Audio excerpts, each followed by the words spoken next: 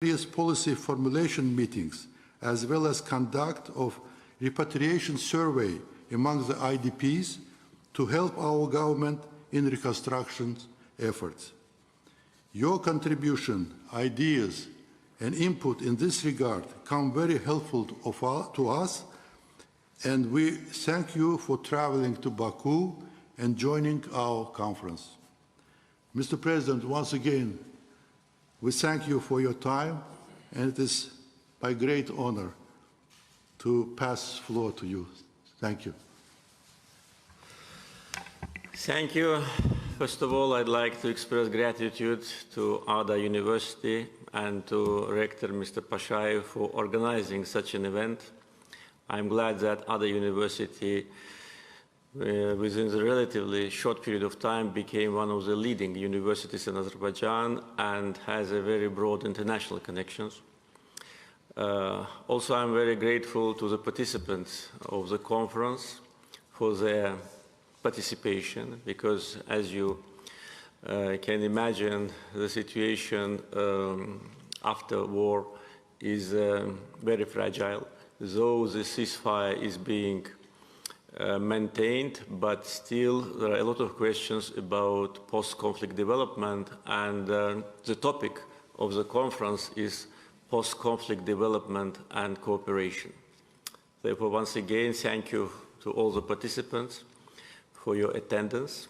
We consider this as not only a sign of interest to what is happening here in the region, but also as a sign of your solidarity with the people of Azerbaijan who suffered from Armenian occupation for 30 years.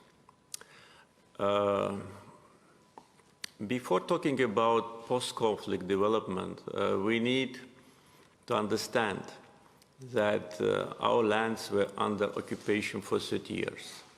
And we cannot exclude our memory, the memory of those who lost their family members, the memory of those who were deprived from the fundamental right to live on their own land. We cannot forget the atrocities we cannot committed by Armenian army. We cannot and will never forget Khojaly genocide and the victims of, innocent victims of Khojaly genocide, organized by the leaders of Armenia and so-called Nagorno-Karabakh regime. Therefore, it's very important to understand that this memory will be with us.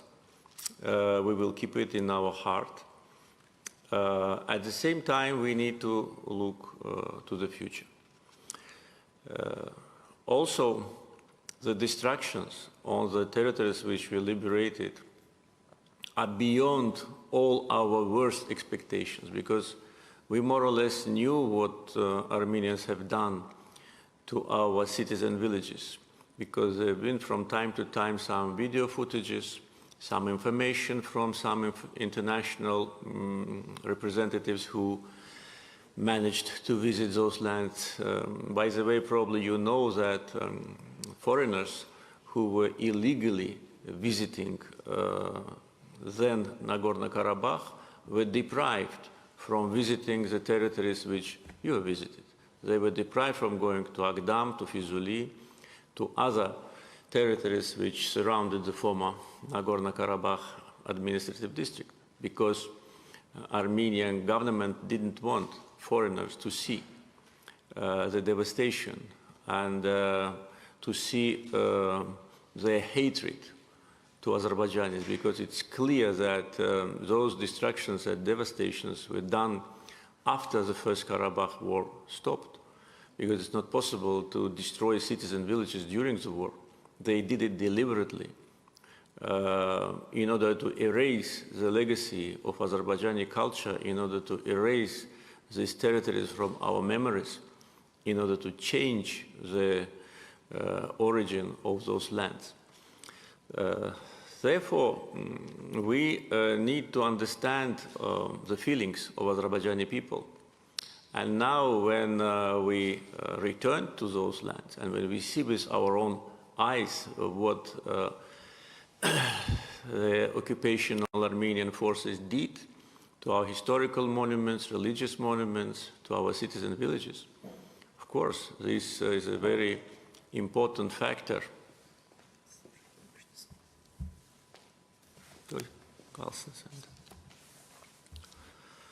This is an important factor in order to understand our steps with respect to post-conflict situation. You are all very well aware about what happened.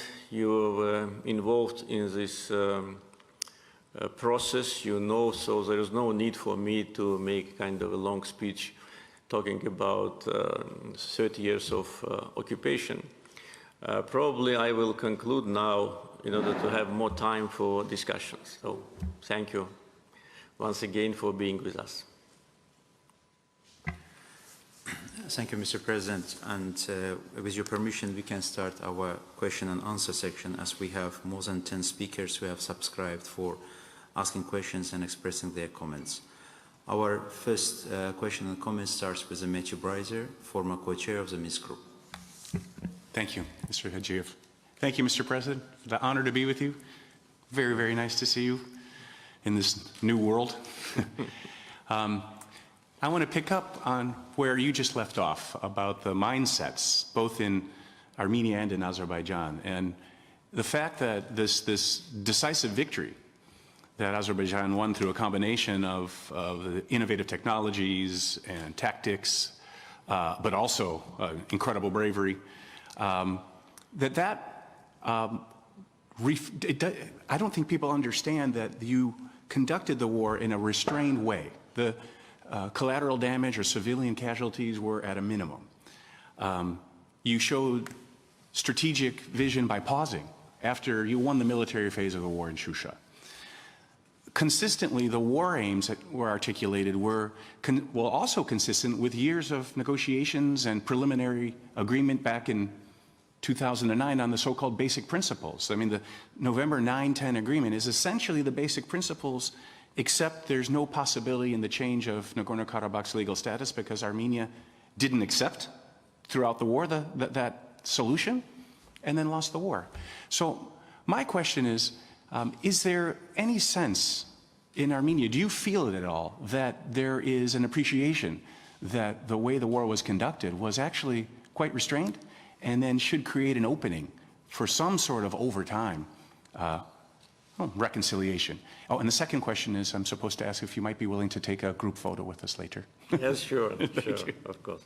Thank you very much. Thank you for your comments. You are a person who was directly involved in the negotiation process, therefore you know what was our position, you know what was Armenian position, and always Azerbaijani position was constructive, because as I said many times during our meetings with your former colleagues, ambassadors of the Minsk Group, from France and Russia, that Azerbaijan always was interested in finding soonest solution to the conflict because we were the suffering side.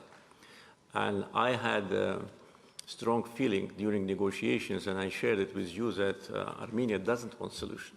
They say they want, but they do everything in order not to have this solution. And what we've seen after we liberated the territories, those fortifications, those huge, maybe $100 million investments in mining, in the building these defense lines, we clearly understand that they were doing it in order to keep these lands under occupation forever.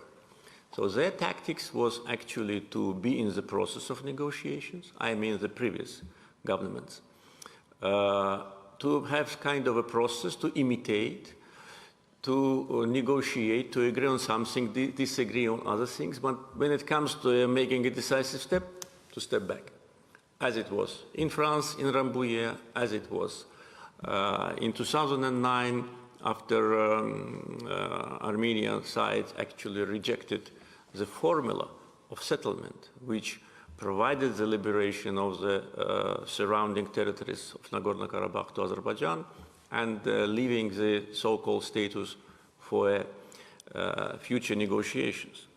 Therefore, this is how it worked, so you know it very well.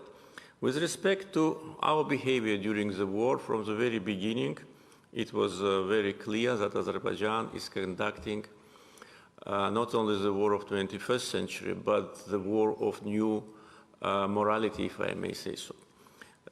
When war started, my immediate commands to our military servicemen was to behave with dignity, to behave in a moderate way, and to do maximum in order not to damage civilians. And the fact that there have been less than 40 victims on Armenian side among civilians clearly demonstrated, because we were liberating territories, and some territories were illegally inhabited.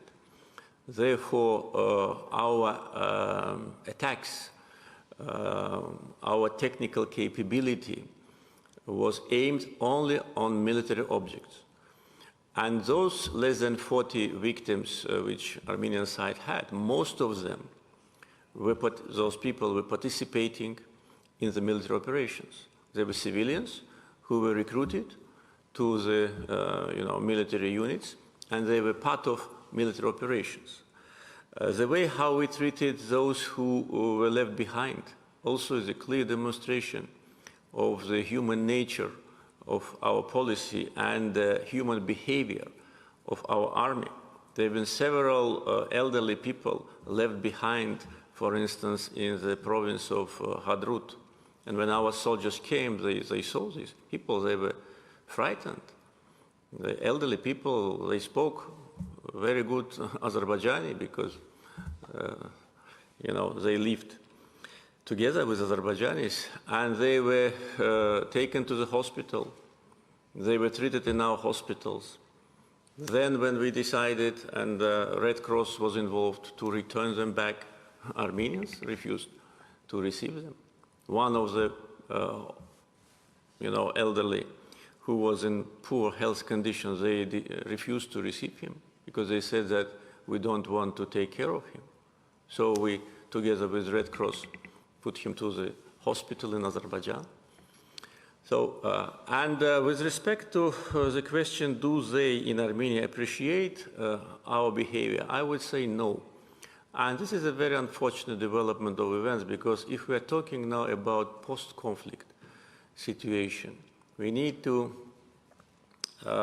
concentrate on some elements which can lead to future reconciliation.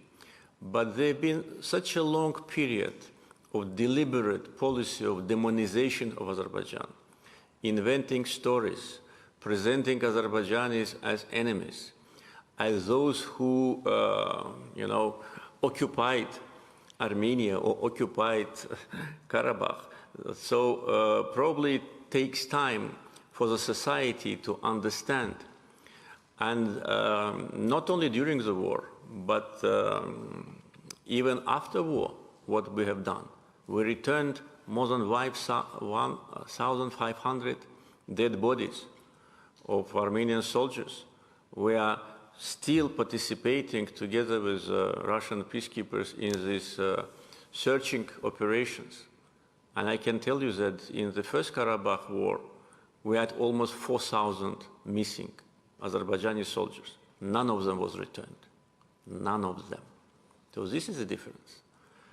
We provide easy transportation and logistical support to Russian peacekeeping forces through our railroad. They bring their goods by the railroad to Barda. It's much easier and cheaper rather than to fly to Yerevan and then go 5 hours or 6 hours by Lachin corridor.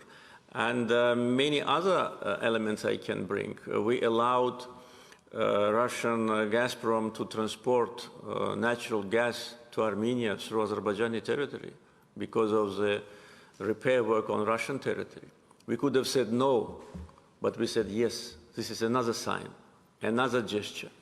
We allow Armenians to use 21 kilometers of our road in Zangilan and Kubadli district, which is a road situated on Azerbaijani territory, but was used by Armenians, and we do not block it. Did they allow us to move 1 meter to the territories which were occupied during the war. No. So these are all unilateral steps, and it's not only a gesture, it's a deliberate policy of turning the page of the war. And I said, despite of what I said in the introductory comments, that we will never forget, at the same time, we need to look to the future. And I think here we expect more activity from human society, civil society, I'm sorry, of Armenia, because neither government nor opposition today will not even afford them to say any, even not a positive, a neutral word about Azerbaijan, because it's a concept of Azerbaijanophobia. It's decades of cultivation of hatred against Azerbaijanis now actually deprive them from their right.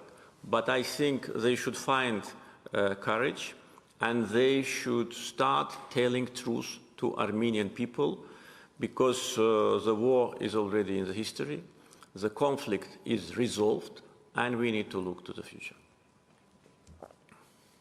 Thank you. In our list, our second question for Mr. Lawrence Boyers, Reconciliation Resources, and Lawrence Boyers joins us online version. Mr. Boyers, the floor is yours.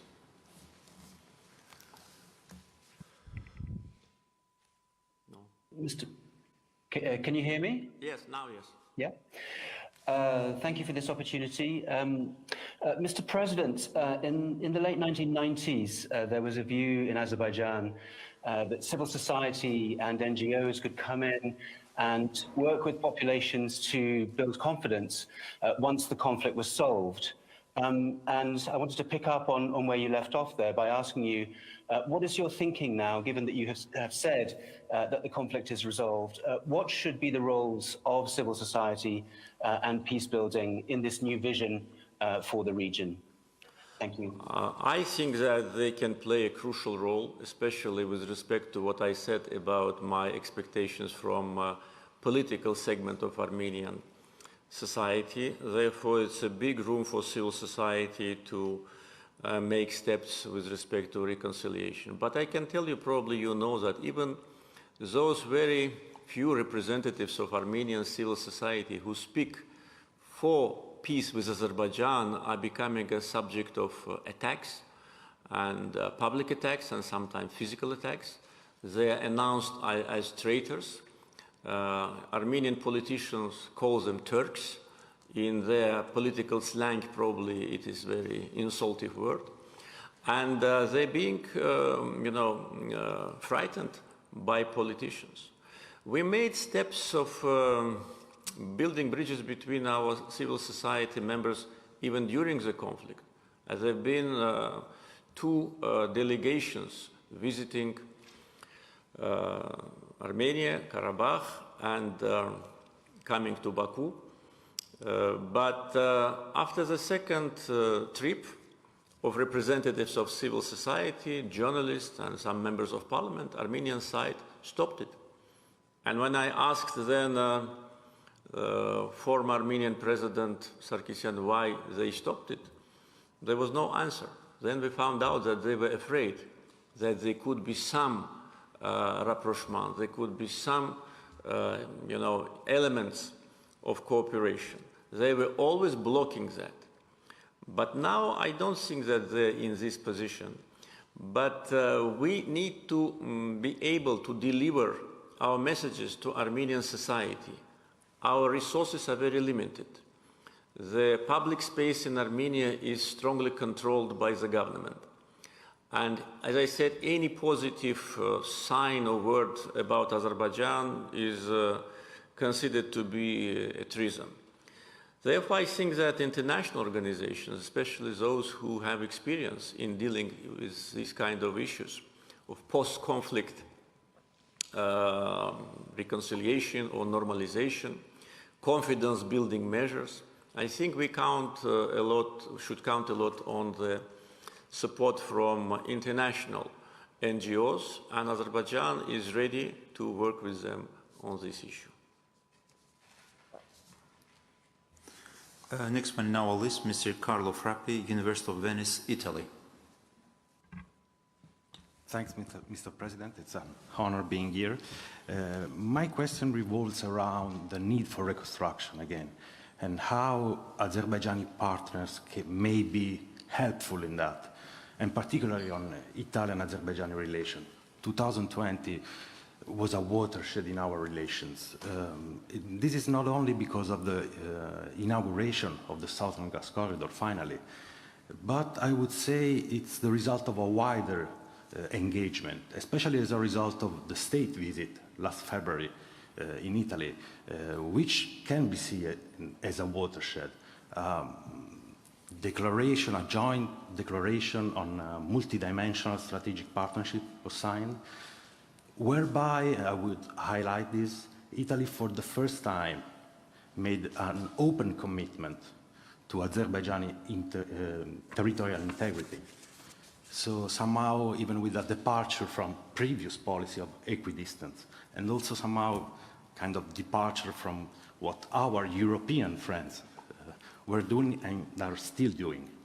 So this kind of commitment was symbolically reiterated also in the aftermath of the war.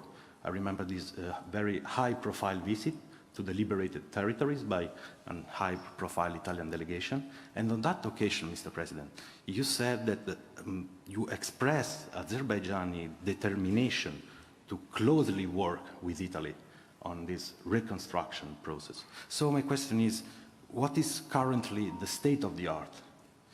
And especially what we may expect in the coming future, and how Italy can be helpful, not only in the reconstruction process, but also in this need for reconciliation. Thank you so much. Thank you very much. I fully agree with what you've said about our bilateral partnership. Italy for us is a very close friend and partner. And I still remember my visit, a state visit to Italy last February. As you know, before that, the president of Italy, Mr. Mattarella, paid a state visit to Azerbaijan. And my visit was also kind of continuation of our strategic dialogue. And as you said, we signed a document on strategic partnership. By the way, it's the second. We already signed one. It was signed several years ago. So this really demonstrates our mutual commitment. And also, as you correctly mentioned, we are very grateful to Italy for their straightforward, just approach with respect to the resolution of the conflict, which we know that was not easy to articulate, especially in the European Union family, where there are very strong, powerful Armenian supporters who always tried to put on the same scale the victim of occupation and occupational forces. So that was really very important sign of cooperation. And also I can tell you that we have already with 9 EU member states signed documents on strategic partnership. I think some of them were also encouraged by what we've done with Italy. So our political relations are excellent. We continue strong cooperation, and this cooperation was already tested during the conflict and in post-war period. And as you correctly mentioned, the visit of Italian delegation to the liberated territories is considered by us as another sign of support. I can tell you that from the very first days of our plans for reconstruction, we invited Italian companies. We invited them through Italian embassy. Here, by the way, the ambassador who already terminated his duties was very active in promoting Italian interests and Italian business, and he is a very good friend of Azerbaijan. So we approached Italian embassy in order to give us some recommendations with respect to Italian companies. We had previous contacts because Italian companies implemented big projects here, petrochemicals, refinery, construction, architectural projects. And they already started. They already started, and we want to expand the presence of Italian companies. As I said, after war, we will invite companies from friendly countries. And this is natural, because the period of war was a kind of a clear indicator for us who is who. Of course, we had some assumptions. We more or less could predict what will be the position of this country or that country, but to say 100% we were not sure, but the war made everything clear. Among the areas where Italian companies already have been invited, I can tell you maybe one of the most important, we invited Italian companies to participate in the project of different museums and war memorials, because we will have museums of victory and war memorials not only in Baku, but in other cities liberated. So this is one area. Another area where we invited Italian companies already is power generation. Already the contacts have started, and after war already not only contacts, already some preliminary documents have been signed, because there's a huge potential of power generation on the liberated territories, particularly renewable, water, sun and wind, and already preliminary documents have been signed. We count very much on using Italian experience in developing agriculture on the liberated territories, because it's a very good fertile soil on those areas, and we can have maximum productivity. And I can tell you that now, at this moment, among foreign companies, we have only Turkish, Italian, and British companies who already are working with their Azerbaijani counterparts. Of course, we are now only in the first stage of development, though physical reconstruction have already started.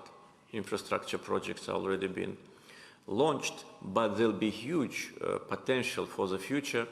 And of course, there'll be more other companies from different countries. We want all our friends to be part of reconstruction, all our friends to benefit from these opportunities, because we as a nation and we as a government are very grateful.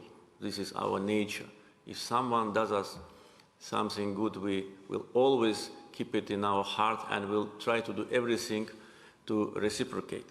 So taking all that into account, our friendly relations, strong political ties, great experience of Italian companies, and also our plans to restore our historical and religious sites. And Italy is a world center of culture. That's my opinion. I'm sure you share it with me. Therefore, there'll be huge and diversified opportunities for working together.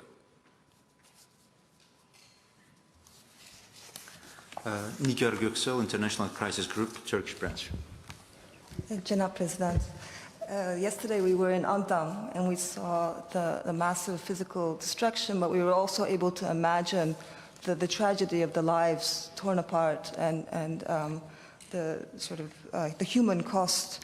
And I imagine, besides the reconstruction, when the local people of Agdam return to their homes, it's going to take some time and effort for them to build trust with the Armenian villages nearby to be able to interact. So I was wondering what kind of steps you expect from the Armenian side, also the Armenians in Karabakh, to build that trust again so that they can live side by side without peacekeepers, inshallah, one day. And also, in the bigger picture, I was wondering whether in the short or medium term, you think it would be useful for Turkey to open its border with Armenia, both for regional integration and to address the demonization and the Turkophobia that we see so rampant in the society. Thank you. Thank you. Of course, it is difficult to predict how Azerbaijanis and Armenians will interact in the future. I think to a large degree it will depend on the will and political wisdom of politicians.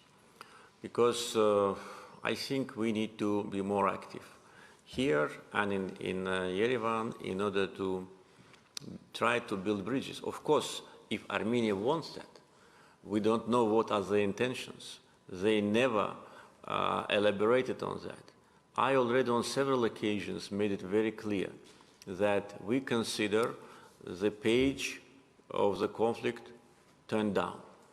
We even can talk, and I already said it a couple of times, about possible peace agreement with Armenia. And this is our plans.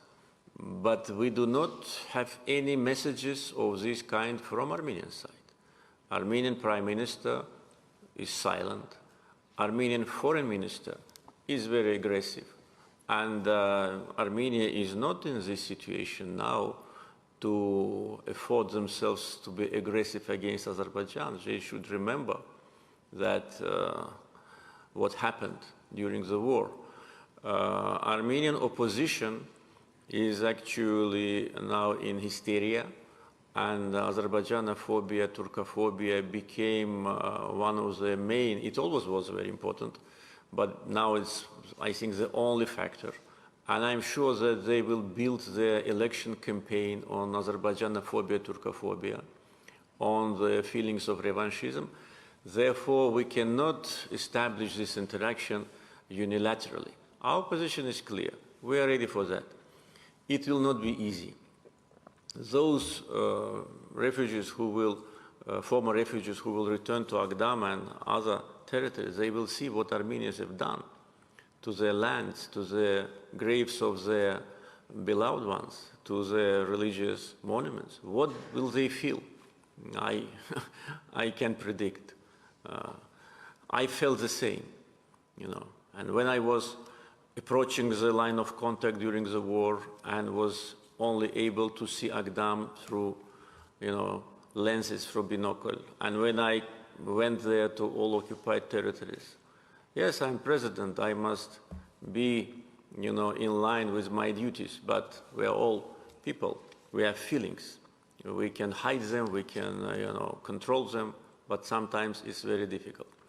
So I cannot predict what will be in the contrary, I can predict what will be the feelings of former Azerbaijani refugees, but as a president, as a person who looks to the future, we will do everything if Armenia has positive signals to us to try to build these connections. And what already have been done from our side, unilaterally, I already mentioned, is a clear demonstration of that.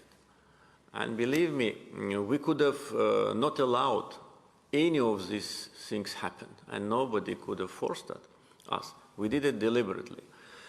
So this is as far as the first question is concerned. With respect to the second question, we see some signs and some very low voices in Armenian establishment about reconsidering their policy towards Turkey.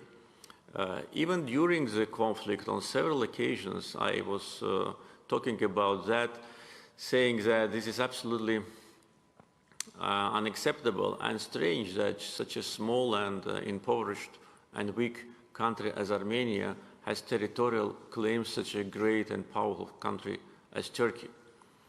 They, you know, were so much under their ideological dogmas, and this Turkophobia became a national policy that they even lost the feeling of reality.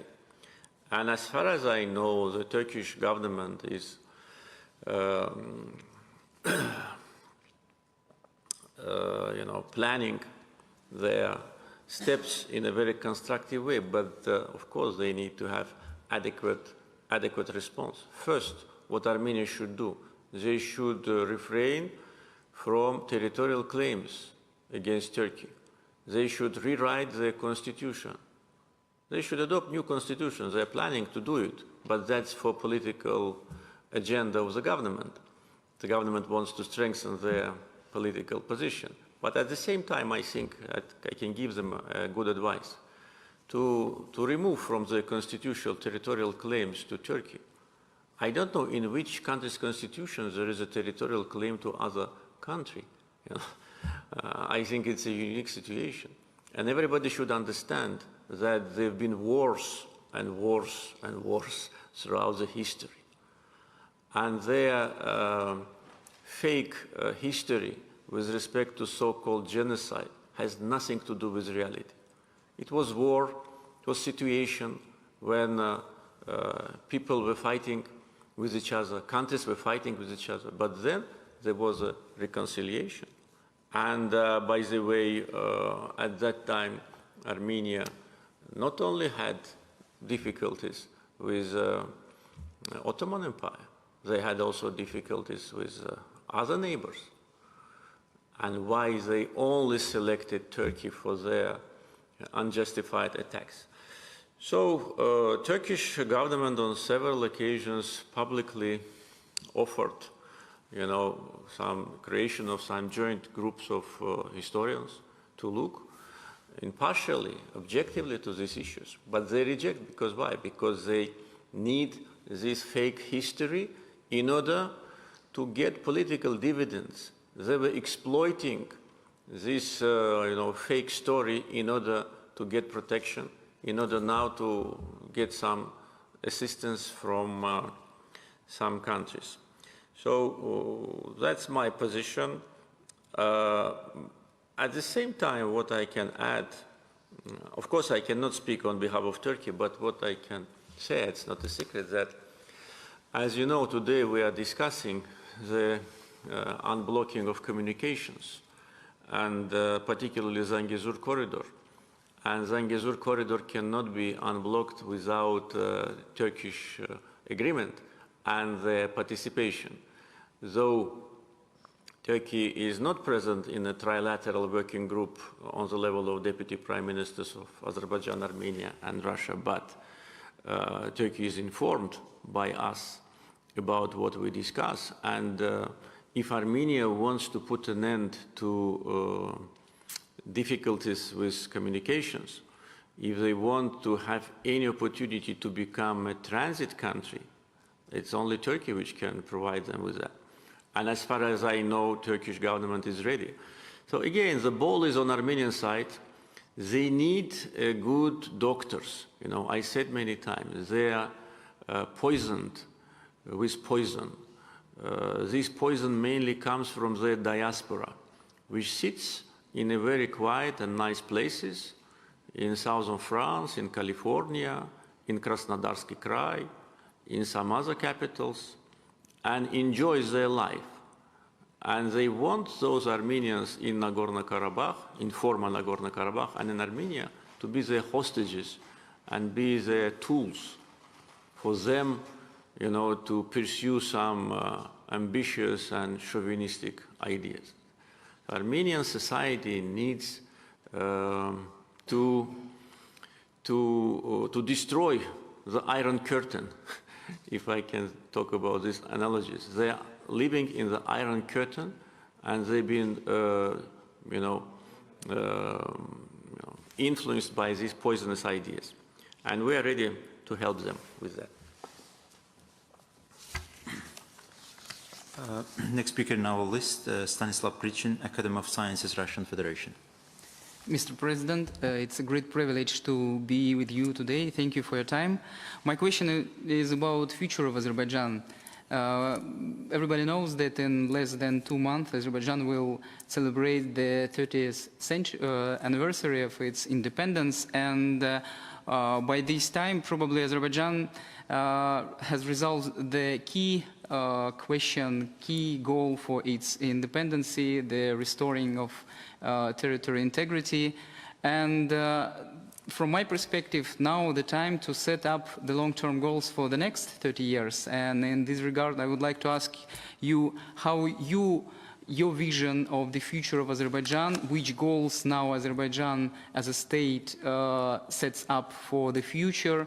How do you see Azerbaijan in 10, 20 years in terms of GDP, development of economic and strategy generally as a state? Thank you very much. Thank you. In order to answer these questions, we need probably a special session for several hours, but I'll try to be very brief. We actually have elaborated the mid-term and long-term development strategy for Azerbaijan even before the war. And of course, the liberation of territories will be additional opportunities, because though the restoration of the territories will demand a lot of resources, but at the same time, these resources will be spent in Azerbaijan. They will stimulate business, they will stimulate construction sector of our economy, they will create jobs, they will create opportunities, they will create additional values in agriculture. Therefore, now we, in a way, have two development programs. First is an annual development program which we approve every year, and also the development program until 2030. And the second is a development program for Karabakh reconstruction, which is now only in the phase of beginning. So now our governmental structures work on a combination or coordination between two in order not to spend twice for the same purpose. And for that purpose, in the liberated territories, we are now introducing an absolutely new model of governance. There'll be different model of governance of presidential power, presidential administration, and there'll be a very modern approach to development, not only during the reconstruction, but after reconstruction also. Therefore, we are now evaluating all our resources, which have been illegally exploited by Armenia. There's a big potential for mining in those areas. And by the way, we already started illegal procedures against some so-called businessmen who were illegally exploiting our copper and gold resources on the liberated territories. There's a huge potential for renewable energy, especially energy of wind. And in some parts of the liberated territories, for instance, Lachin-Kelbejar, it's a huge potential for wind. In Jabrail, Zengilan, huge potential for solar. So that is, and also water. Now we got access to our main water resources after we liberated Lachin and Kelbejar, because most part of the water resources which Armenian population in Karabakh is using are taking source there. We are now in the process of restoration of 12 hydropower stations, which Armenians destroyed after war stopped until they left Kelbejar. So within 15 days, they destroyed 12 hydropower stations. You know, that also demonstrates their feelings and their policy. Of course, we want to create very special living standards on those territories, because people who will go back there they suffered for 30 years. They need to have decent life. Therefore, the first pilot project of a smart village already started. City planning already started. So Karabakh will generate a lot of GDP in non-energy sector of our economy. Also transportation, free airports already are in the process. In one airport already works have started. Railroad connections. So Zengilan can become an important transportation and logistical hub, taking into account its location and close proximity to the neighbors. With respect to the rest part of Azerbaijan, our main strategy is to develop non-energy sector of economy. reforms which we implement bring good results. Mainly, we see these results in good governance. We have collected more tax and custom duties these 3 months than we planned. The surplus is around 400, 500 million manat. So our budget is based on $40 per barrel, and even if it's $30 per barrel, people of Azerbaijan will not feel it. So industrialization, attracting more investments to non-energy sector, business opportunities. You have probably heard that the leading rating agencies improved our ratings. On the World Bank Doing Business report, we are number 28. So business climate is improving. And we have very educated people and young generation, which now is generating ideas, and it's hope for the future. And as I said, during the war, the biggest burden of war was on the shoulders of those who were children when I came to power. So we managed to help young generation to develop. And taking into account energy resources and completion of all major oil and gas pipelines, that will feed our economy with additional sources of supply. We do not depend on foreign aid. Our foreign aid is something around 18% of GDP, and I put a target to reduce it to 10% of GDP, which will be then one of the best results in the world. We have a very low rate of poverty, around 5%. When I came to this position, it was 49%. So we actually feel that we will be able to implement all our plans, which is with a strategic vision. But for that, we need stability not only inside Azerbaijan, which we have for already 28 years, but we need stability beyond our borders. And now one of the main concerns will be our steps in order to minimize risks. We have taken obligation of the chair of non-aligned movement with a great success, and our international efforts in the region led to creation of new formats of cooperation, or really trilateral cooperation with Turkey, Russia, Turkey, Iran, Georgia, Turkey, Russia, Iran. So this is also contribution to stability and predictability. And of course, there should be zero risk of revenge attempts from Armenian side. If they do it, as I said, we want peace, but we will destroy them completely. Destroy them completely and let them not forget what I say now. Sven Karnell, Institute for Security and Development, Sweden, and Sven Karnell joins us online. Sven, the floor is yours. Thank you very much. Hörmətli Cənab President, first of all, allow me to congratulate you and the people of Azerbaijan on the restoration of Azerbaijan's territorial integrity. It is clear that this historic achievement has changed the politics of the Caucasus region and far beyond.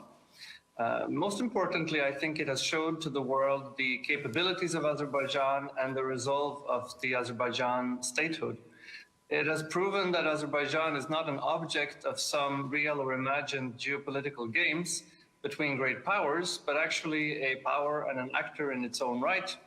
And I would add, this is a trend we're seeing across the region, with increasingly several states developing into real actors, such as Uzbekistan and Kazakhstan, alongside with Azerbaijan. As this is becoming clear, Mr. President, my question is, how will this impact Azerbaijan's foreign policy, its relations with surrounding countries, including regional powers, but also the countries to the east of Central Asia with whom you share many interests? Thank you. Thank you very much. Thank you for your comments and for your congratulations with respect to restoration of territorial integrity. And you're absolutely right. We demonstrated our capacity, which I'm absolutely sure was not known to many members of the international community. Actually, all these years, we were doing our homework in a quiet atmosphere.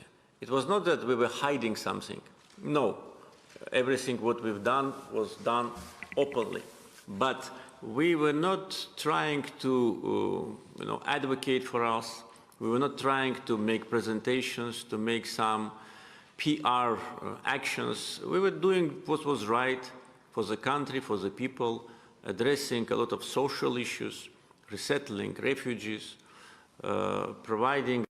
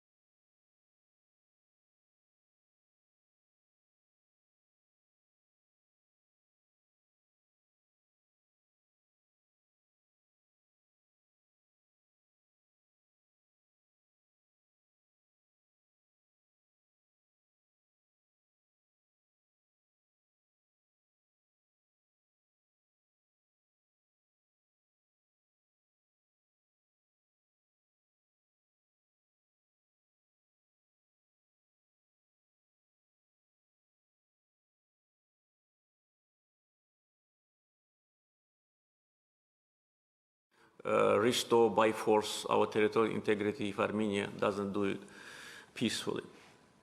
So war was a kind of a concentrated implementation of our capacity. And we never overestimated ourselves. We never thought that Azerbaijan is number 1 or number 10 issue on the agenda of the leading countries. No, they have another issues. And we are fine with that, because the less big powers remember or think about us, the better for us. Now, what will happen and what is happening now? With respect to the neighboring countries, relations developed successfully, and the war demonstrated once again. I don't want to go into much details, but basically we are satisfied with the behavior or actions of our neighbors. Of course, we are very grateful to brotherly Turkey for very strong political and moral support from the first until the last day of the war. But with respect to our three other neighbors, our main target was that them to be neutral. And it happened to a certain degree, in some countries to a large degree, but nevertheless don't want to go in much details. And after-war situation also demonstrates that now our neighbors share our views with the regional development. And by the way, we already discussed it with our neighboring countries and how the region should develop, what should be the projects of transportation, of logistics, energy cooperation, trade, etc. So we don't have any division. It's true that Armenia did not yet publicly declare their policy, but what they do de facto, I think, is also satisfactory. I mean the government.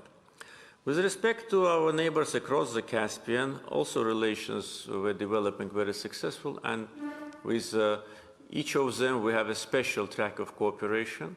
The biggest part is related to transportation, because Azerbaijan, after completing all the transportation and logistical projects here, like railroad connection with Turkey, seaport and highways, became already important transportation hub. Though we are landlocked, but nevertheless we participate actively on east-west and south-north transportation corridors, and now more countries are involved in these projects. So main area of our cooperation with our neighbors across the Caspian is transportation, but not only. We are working very closely on how to increase volume of mutual trade, how to provide better opportunities for mutual investments. We lost them.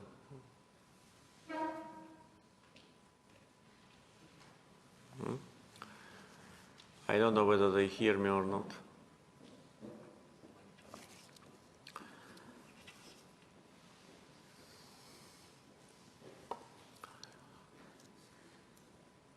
Yeah, probably they will fix it, but I basically already, I think, answered the question of Svante.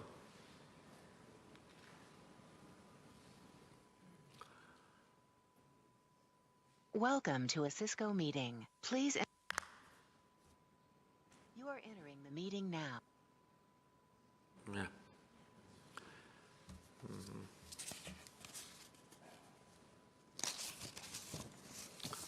Okay.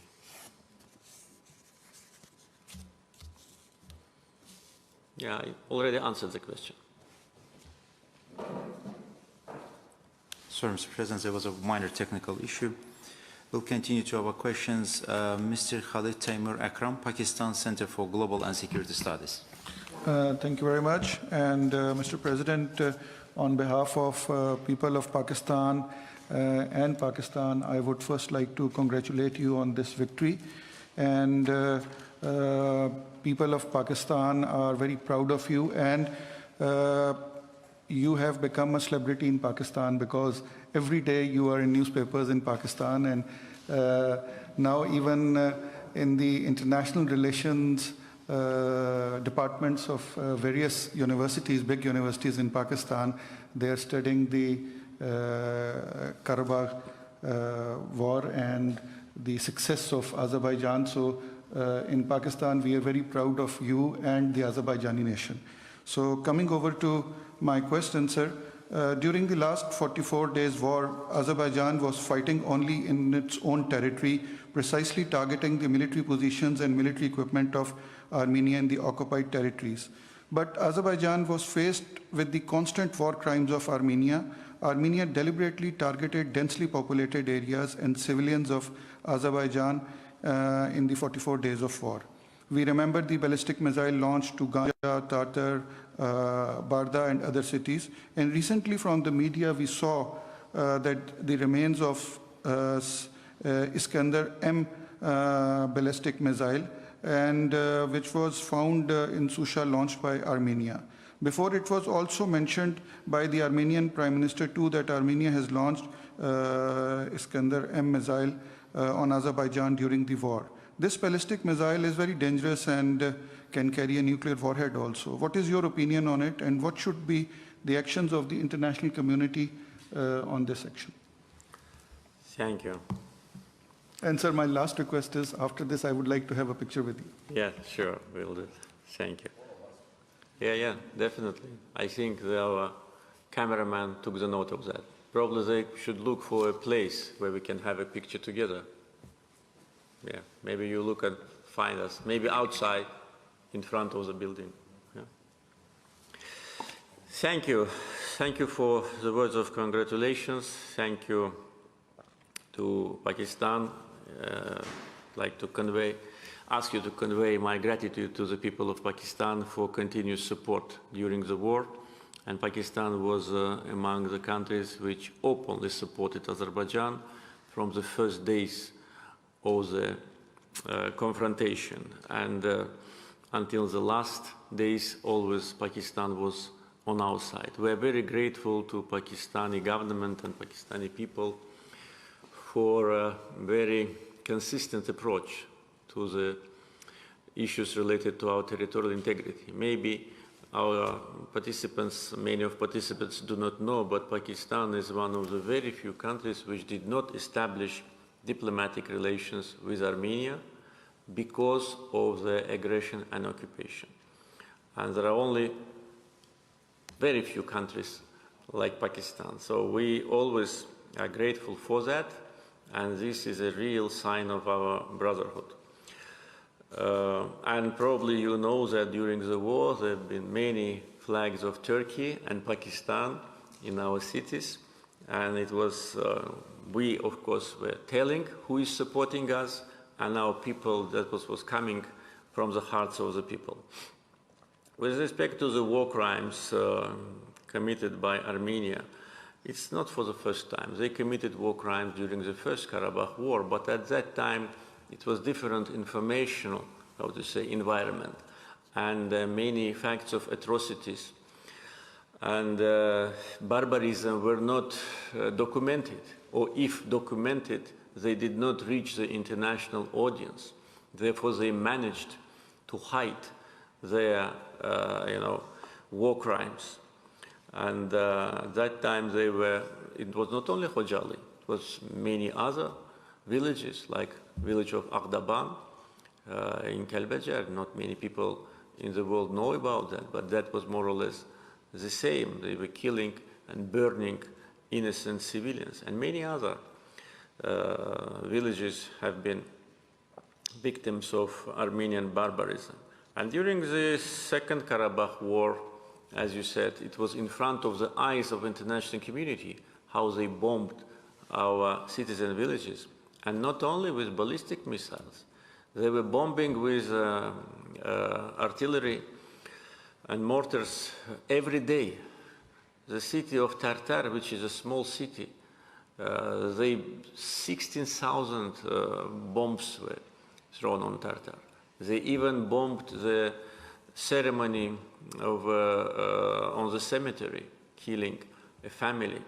They were bombing Barda, they were bombing Naftalan when they killed a family of 5. They were deliberately attacking our cities and villages, and they thought that they will stop us by doing that. We did not do the same. We never hit any village or any city. We hit only, yes, military objects which were in Khankendi, but we hit military objects.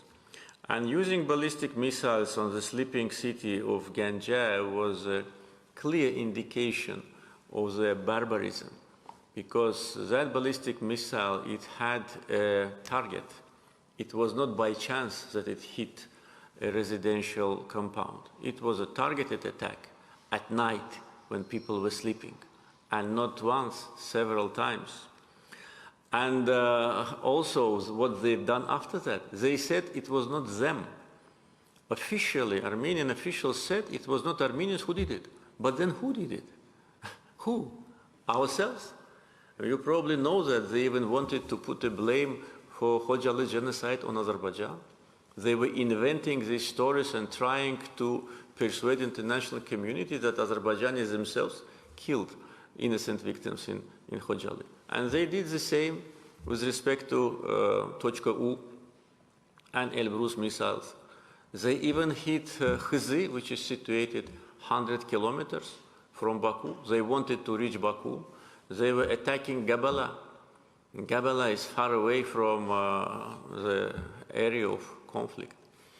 So, Barda, Agdam, Arjabadi, Fizuli, Goramboy, Naftalan, Hızı, Gebele, you know, that's what they were doing. And there were no military installations. And of course, the news about Iskender attack was a surprise for us. When Armenian Prime Minister said that they used Iskender, but it exploded only 10%, everybody was laughing. Probably he could not properly deliver the message which he wanted to say. And when I was asked in the end of February, I said, I didn't say they didn't do it. I said we did not detect it. It's different things. And at that time, we did not detect it. But after he said that, after former President Sarkisyan said that they launched Iskender, but he was regretting that they did not launch Iskender on our pipelines. You know, this war criminal, Sarkisyan, whose hands are in blood of innocent victims of Khojaly, was accusing Pashinyan that they did not hit the pipelines. Then former Chief of Staff of Armenian Army, Movsesyan, or I don't remember his name, he said they used. And then we had a video footage, how they launch Iskender missiles. And I gave instructions to search, and we found it. And why we didn't find it before, I don't know, because, you know, it was snow in Shusha. After war, it started snowing. And even when I was there in January, in February, it was snow. So after snow melted, it was found. So what happened after it was found is very strange. There had been a comment of the Armenian Army Chief of Staff.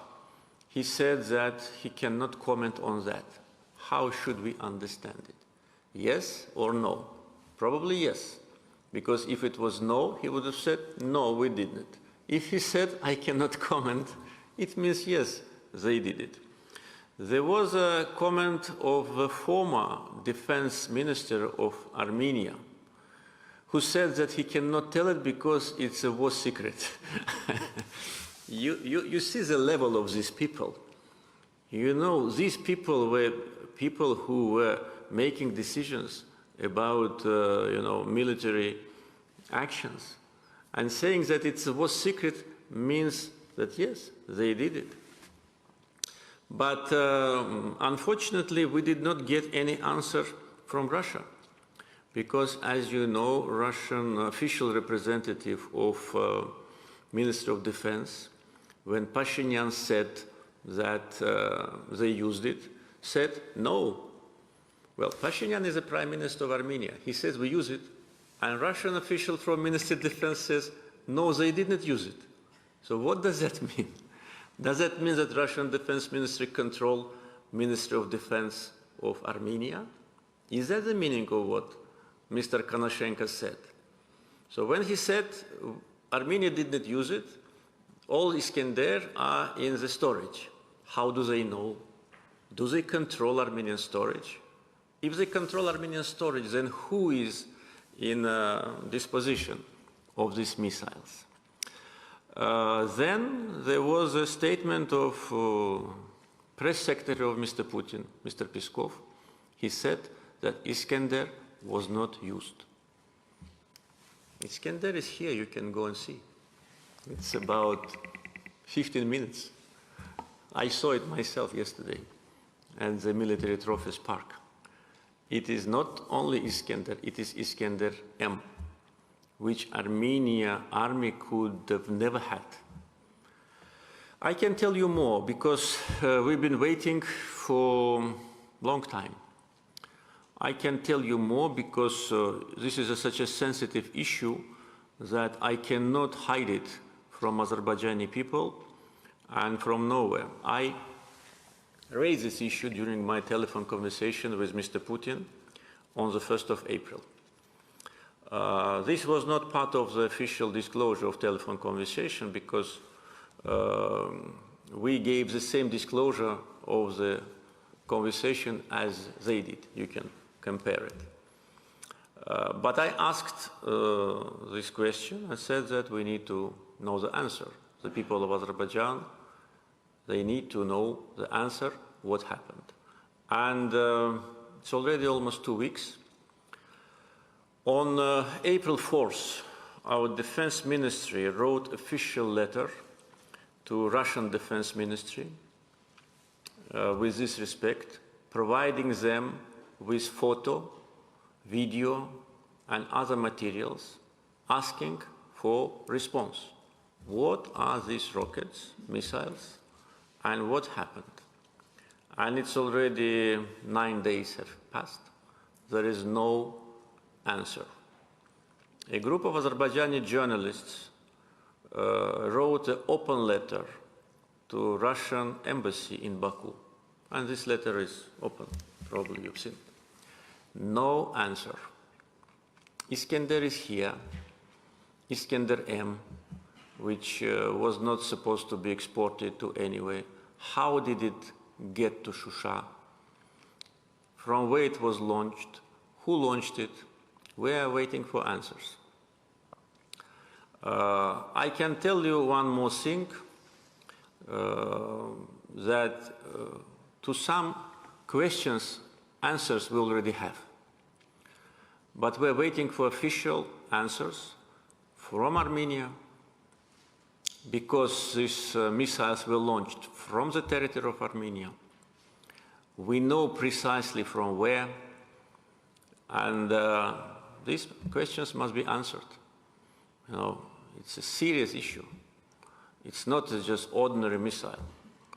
And it was launched, and how many of them were launched we also know, and when and from where. But we need, Azerbaijani people need to have answers to these questions. Next speaker on our list, Dennis Samut, Links Organization, United Kingdom, and Dennis is online. Dennis, please. Mr. President, thank you very much for being with us this morning and answering these questions so comprehensively. War is always a costly affair, and the 44-day war has resulted in the death of thousands of people on both sides. Yet we also know that as a result of this war, hundreds of thousands of refugees and IDPs now have the prospect of going back home. And that is certainly something that I think we can all celebrate. The war and the results of the war have opened a number of prospects for regional cooperation. Yet, as I think you hinted already in your presentation, there are still some unresolved issues. I want to ask two questions. The first is, you have said many times that the Karabakh conflict is over now. Does that mean that Azerbaijan is renouncing to the use of force to regain what is left of Nagorno-Karabakh under Armenian control? And the second question is related to the 10th November trilateral declaration. So this declaration, we all agree, is of great importance and has the potential of changing the dynamic in the South Caucasus. Yet it remains a trilateral declaration. Does Azerbaijan consider the idea that this trilateral declaration be embedded in a United Nations Security Council resolution that would somehow give it global and international legitimacy and make sure that all the parties abide by this provision? Thank you very much. I fully agree that the declaration of 10th November is of great importance, and actually, though it's not a big declaration, but it actually covers all the important elements and also shows that Nagorno-Karabakh conflict is over. Frankly speaking, we did not think about any kind of international legitimization of this resolution. We were not approached by neither Russian nor Armenian side with that respect, so that was not something which we considered. We thought that declaration is signed and Russian peacekeepers are there. The declaration is fully implemented. And the most important is that it is being implemented. And most parts of this declaration already are implemented. With respect to UN Security Council resolutions, we know what happened to those resolutions which were adopted in 1993. They've been on paper and would have been on paper maybe for 30 more years if we did not do what was right on the battlefield. Therefore, what it will add to what we have? We have declaration. Azerbaijan is implementing all the items. Armenia was forced to implement items of declaration with respect to return of the remaining occupied territories. And Russia is providing the peacekeeping, peacekeeping services. With respect to the use of force, against the territory of Karabakh, which is now inhabited by Armenians, no, we don't have such plans. I said Nagorno-Karabakh conflict is over. It was resolved. Those Armenians who live now in the territory controlled by Russian peacekeepers, we consider them as our citizens. And what we've done so far with respect to our humanitarian assistance, logistical support, demonstrate these intentions. I can tell you even more. Today already there are contacts on the level of some experts with respect to the issues related to water management, because for many years, for 30 years, we were deprived from the water of Terter River because of the 2 water storages which were controlled by separatists. So one of those water storages have been liberated, and now we have full access to Terter River water. And now, to a certain degree, those who live under Russian peacekeeping control, they need more water cooperation with us. So it started. So in this respect also, Azerbaijan behaves constructively.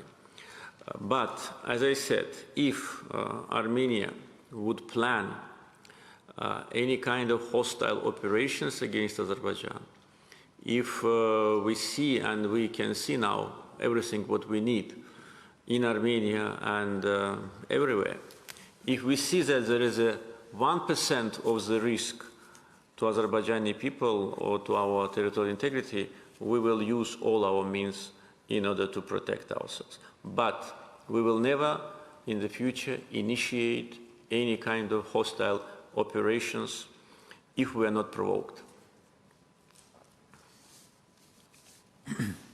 Now, the George Chimradze, Georgian public broadcaster. Thank you, Mr. President, for your time and for this meeting. And I would like to express my appreciations to the organizers to inviting me here and to having this opportunity to give you a question.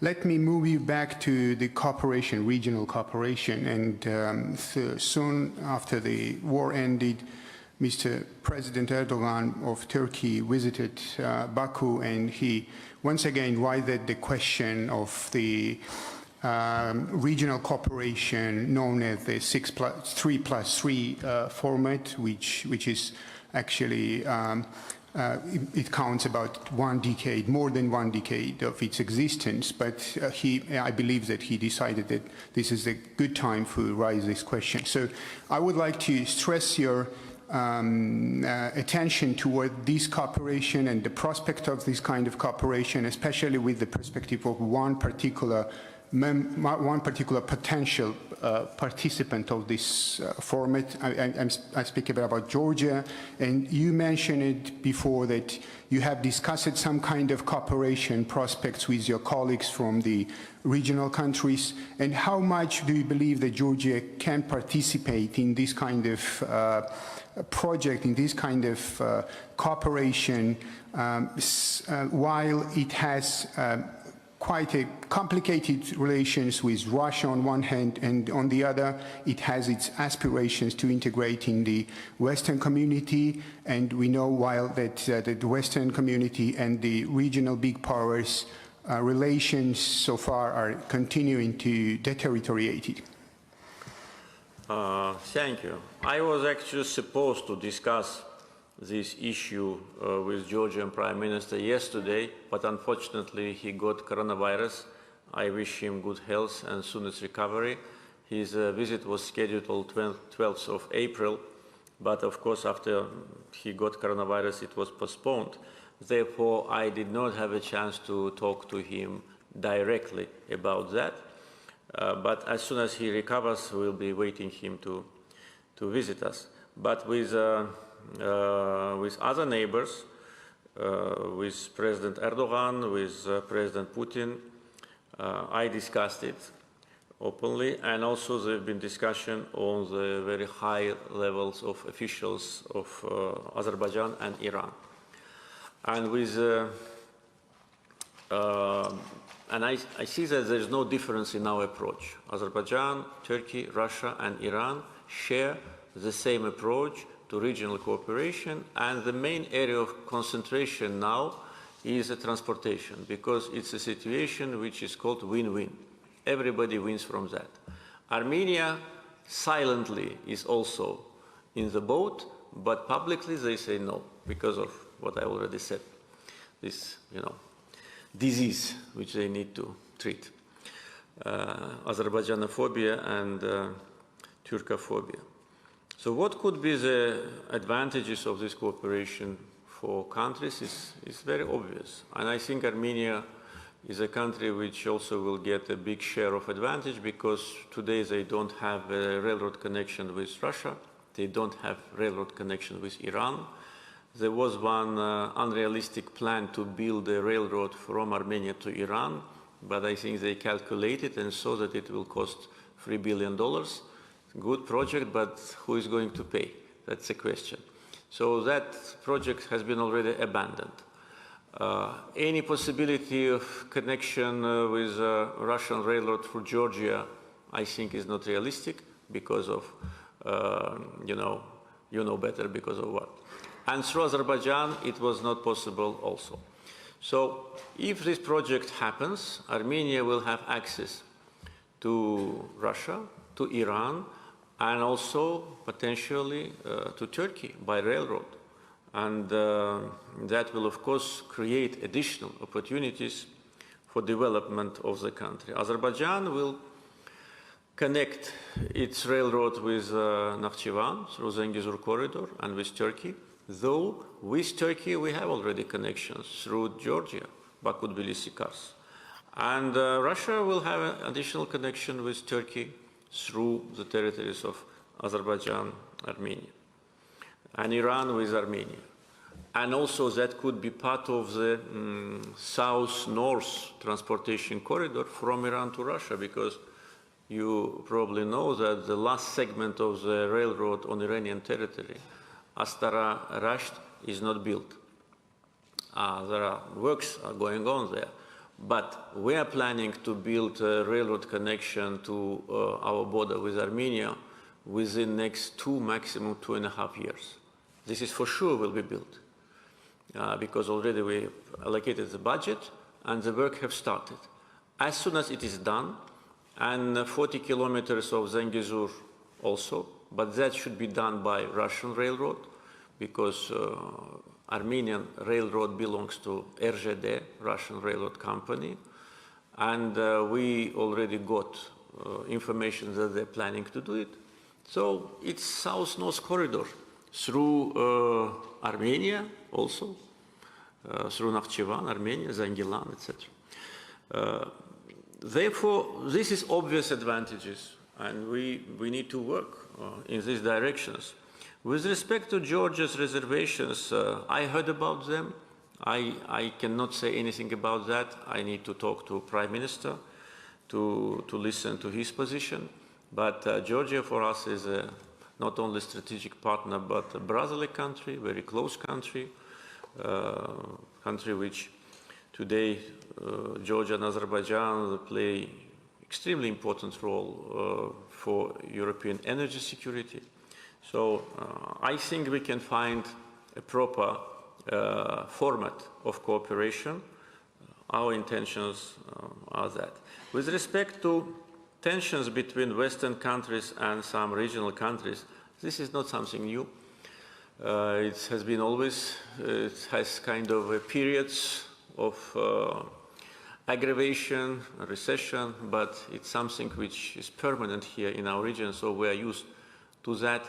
I don't think that this kind of misunderstanding or confrontation or whatever will seriously damage our plans.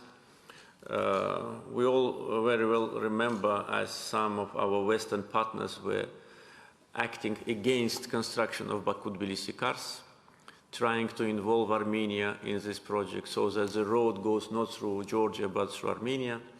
I remember when I worked in a state oil company of Azerbaijan how Western partners were advocating construction of the pipeline, not through Georgia, but through Armenia.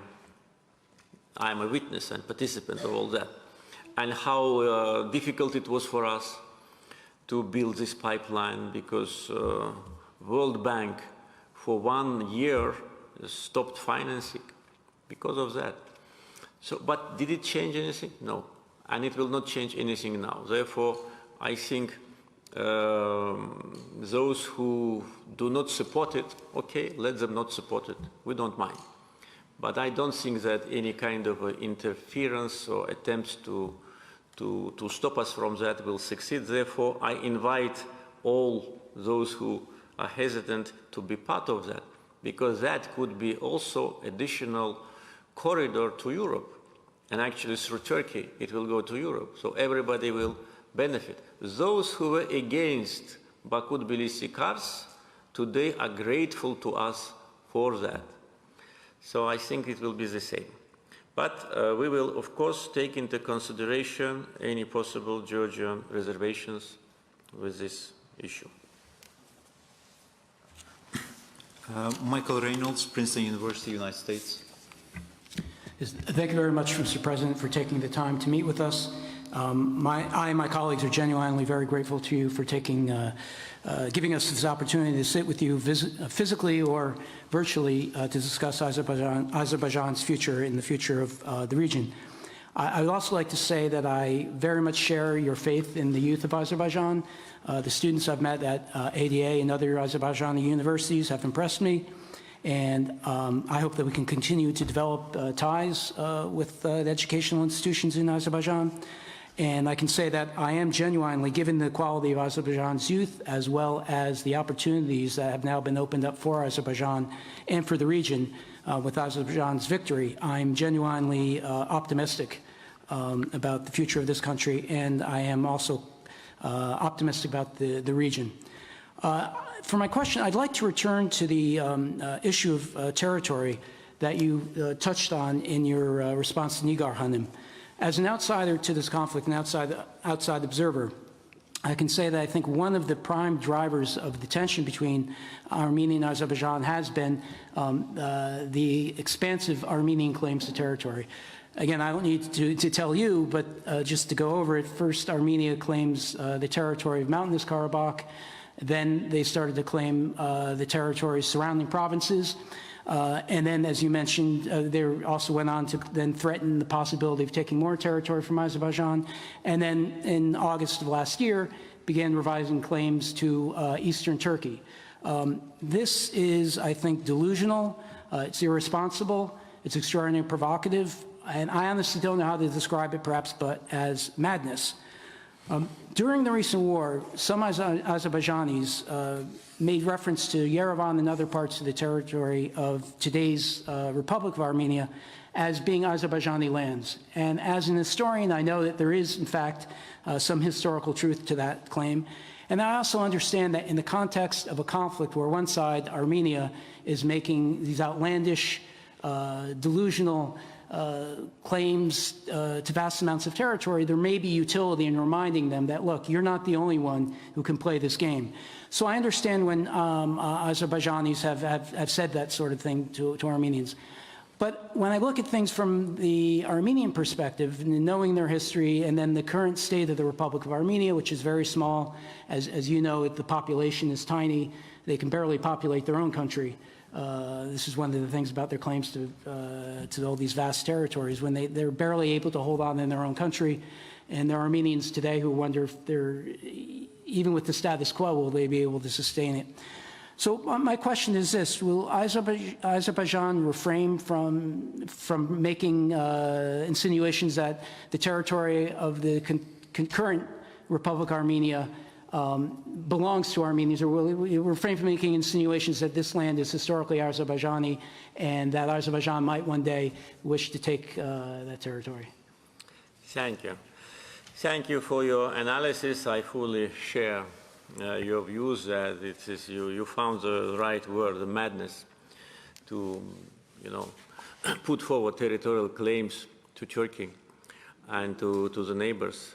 But again, in the 21st century, it's very unusual that one country with a very limited capacity, which can hardly provide normal living standards for its people, has territorial claims to a country which is 10 times bigger and 100 times more powerful. But again, it's, I think, part of the psychology that was based on the feeling that the whole world owes them everything. And this psychology led them to this humiliated situation which they are now situated.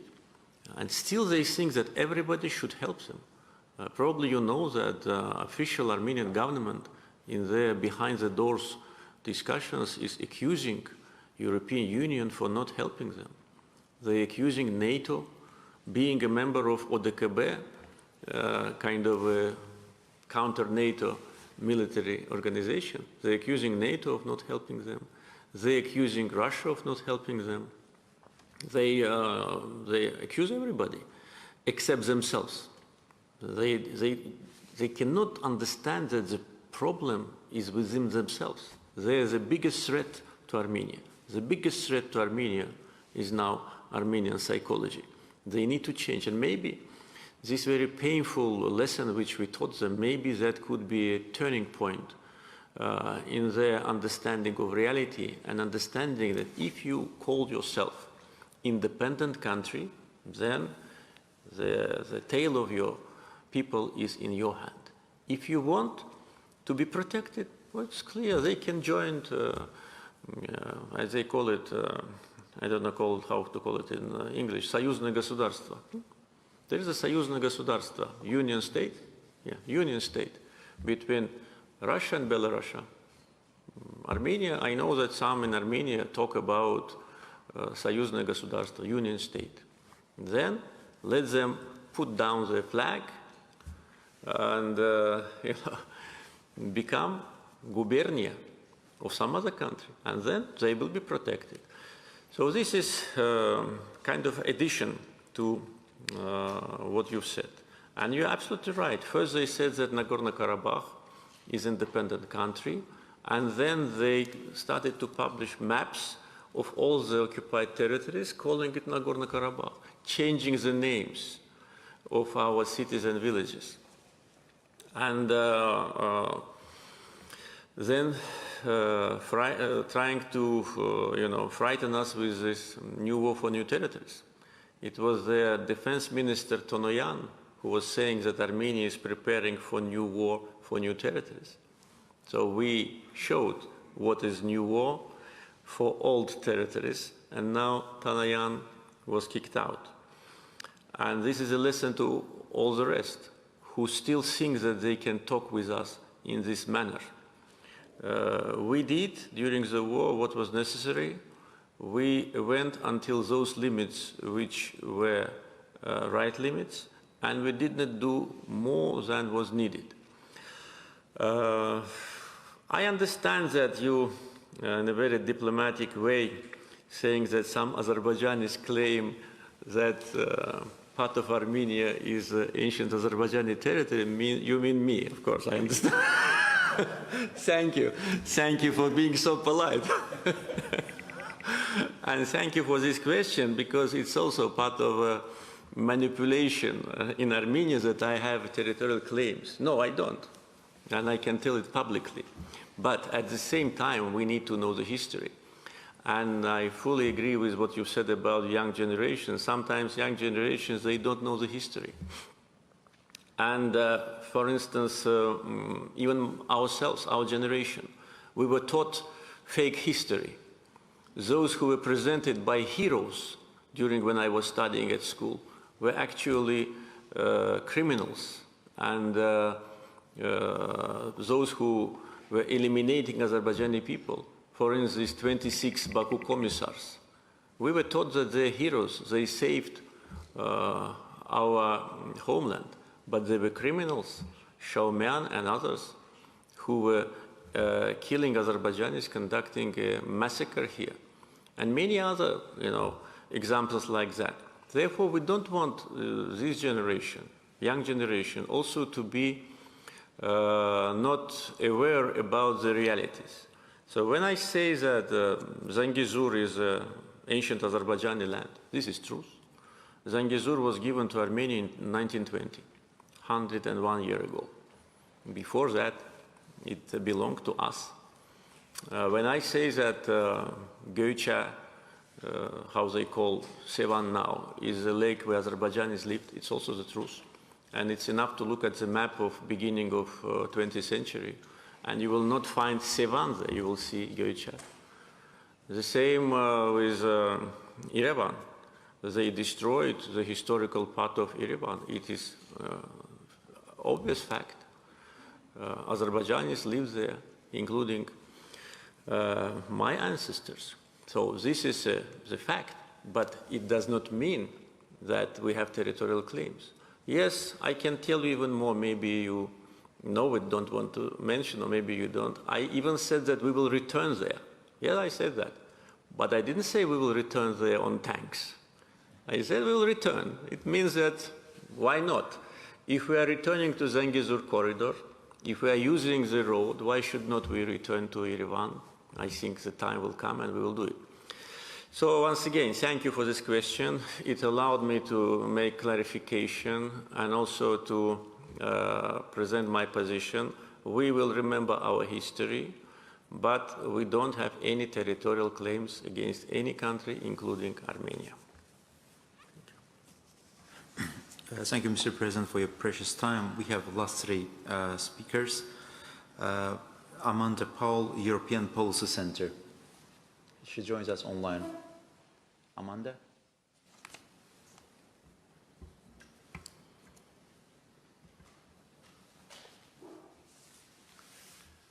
Amanda, we can't hear you. Can you switch your microphone?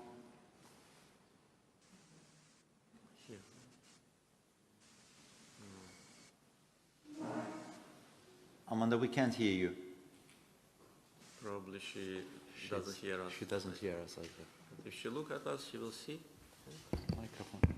Microphone.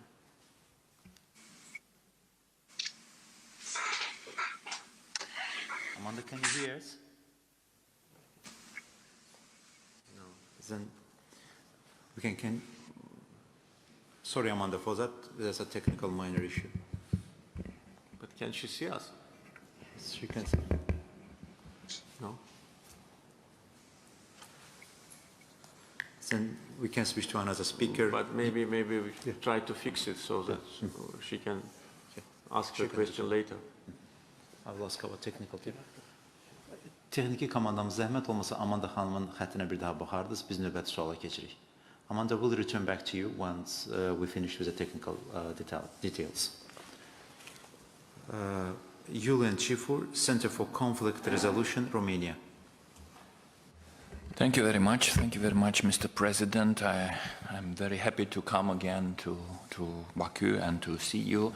I will have two questions. The first one goes on how do you think that EU, Romania especially, could help and assist the reconstruction in the region, including the modern Azerbaijani multicultural, multi-faith society in Nagorno-Karabakh, as well as the difficult part of the institutional integration and reconciliation. And my second question is, how do you, Mr. President, see Nagorno-Karabakh in 5 years from now, with the Nakhchivan Azerbaijani territories corridor achieved, with Armenia integrated in the Turkish-Azeri corridor, transportation corridors, with the retreat of the Russian troops from the northern part of Nagorno-Karabakh with the control of the border by the Azeri-Lachin corridor.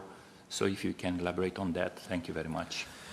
Thank you. With respect to the first question, how EU can help, frankly speaking, I don't know, because we were not approached yet from EU with respect to providing assistance with the reconstruction.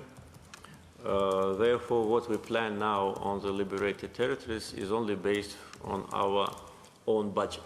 We did not get any message yet from any international organization or any country with respect to assistance. So if they help, we'll be grateful. If not, anyway, we have to do what we have to do, and we will restore those territories. Of course, the companies from Europe, as I said, from EU space, they're already present there, but it's company-to-company cooperation. It's not the investments, it's, the contracts. With respect to what will be in 5 years in those areas, it's difficult to predict. We can predict what we will do in 5 years. We are now not completely finalized the roadmap, but basically we know what will happen. I think in the coming 3 years, we will complete all the major infrastructure projects, like railroads, highways, power generation, water supply, and will be in active phase of construction. We need to do everything properly, to plan properly, to have a proper master plan for all the liberated cities, to have proper master plan for reconstruction of villages, so that people who return there, they have decent means of living, so they do not depend on the state, especially the area is very appropriate, and the soil is good, and water resources. So we want people who will live there will be financially independent. So we will be in active phase of construction, and I think by that time the Zangezur corridor will be in operation, definitely, because we put a target of 2.5 years, and construction of 40 kilometers of the road in Mekri district will not take more than that. Of course, if there's a coordination and if Armenia do not put artificial obstacles. With respect to what will happen after Russian peacekeepers leave, well, today there is a state border between Armenia and Azerbaijan in Tovuz, Kazakh, Akstafa. There are no peacekeepers there, and nothing happens. I can tell you even more. Azerbaijani border servicemen are now standing 5 meters from Armenian villages in Zangilan, in the famous village of Shurnukhu, which Armenians claim that it is there, but then when they looked at the map, they realized it's part on Azerbaijani territory. And we sent our border security there, and I said to them that they stand on the line, and they do not cross the line, and they do not touch Armenians who live in this village. And even those Armenians who had to leave the territories, part of Shurnukhu village, we gave them time. And now, I can tell you, Armenian army, demolished. It does not exist. Armenian border service, so no one can stop us from taking control of this Shurnukhu village. Do we do it? No. Do we plan to do it? No. And this is the answer, what may happen. Because today, I think this example demonstrates our will. The same on these 21 kilometers of the road which connect city of Kafan with Yerevan. It crosses our territory. Yes, we put our border security there. We put even a poster, "Welcome to Azerbaijan." I don't know why it irritated Armenians so much. We just wanted to welcome them on our territory. It's our territory. But they were shooting to that poster. After that, we had to, respond to that. So they're using this road, yes. Are they protected by peacekeepers? No. Only in 2 places. There are 2 posts. Can we cut this road? Yes. Do we cut it? No. So I think this is the answer. But of course, if Armenia behave as they behave now, because now they're totally demoralized, disorganized, there's no army, there's no way even to think about revenge, but therefore I said that we're very concerned when they have negotiations with Russia on modernization of Armenian army. And this concern was delivered to Russian officials, modernization. Why? Any possibility for revenge will only create unnecessary tensions. Therefore, if the situation continues like that, I think there will be no problem living side by side. On many occasions, I, as example, mentioned Georgia, where Azerbaijanis and Armenians live not only in the same region, but sometimes in the same village, and nothing happens between them. Brenda Schaffer, University of Haifa, Israel. Thank you, Mr. Hajiev, and thank you, Mr. President, and congratulations on restoration of justice for the refugees of Azerbaijan, and I hope for an easy, or at least peaceful Ramadan to the families of the martyrs. From independence, Azerbaijan succeeded in building an exceptional, modern, and highly capable military force. The second Armenia-Azerbaijan war is being studied as a model of 21st century warfare, with Azerbaijan having demonstrated possession of highly skilled special forces and not only possession of modern technologies, but unique integration of and application in the integrated battlefield of these technologies. In the 1990s, I visited Azerbaijan. It was hard to get people to go to the battlefront, to go to the military. By this war, you had people standing in line being turned away, volunteers from going to the military. My question is, Mr. President, what are your lessons for the building of a modern, high-level military? What were the changes that happened in Azerbaijani society that created this swell of support for the Azerbaijani military? And while many think the war began in fall or late September 2021, did it really begin with the attacks into Armenian attacks in Tavuz, as you said, according to the doctrine of new wars from new territories, were they really, that was the stage 1 of the war, and the September battles were the continuation of this war? Thank you. Thank you very much. Thank you for your congratulations. And you, as a person who knows Azerbaijan for a long time, you, of course, have a lot of information and a lot of opportunities to compare. And you're absolutely right. The difference between Second and First Karabakh War was particularly what you said.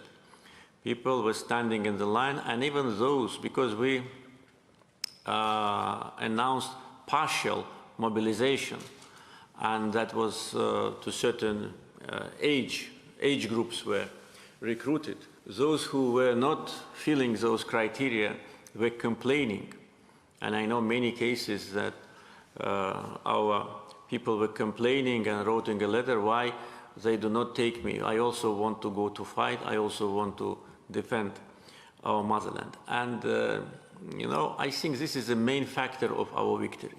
Of course, we built a strong army, we did a lot of trainings, we bought a lot of sophisticated weapons which helped us a lot to win and to save lives. Because without those weapons, we could have had much more victims. We had, I think, 2.5, 3 times less lost lives than Armenian army. taking into account that we were on the counteroffensive and we were going from down to the hills.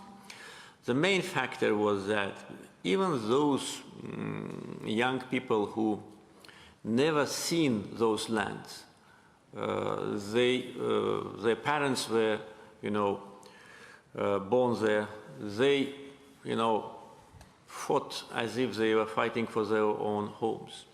We've seen a unity of all the peoples who live in Azerbaijan. This is also one of the biggest assets.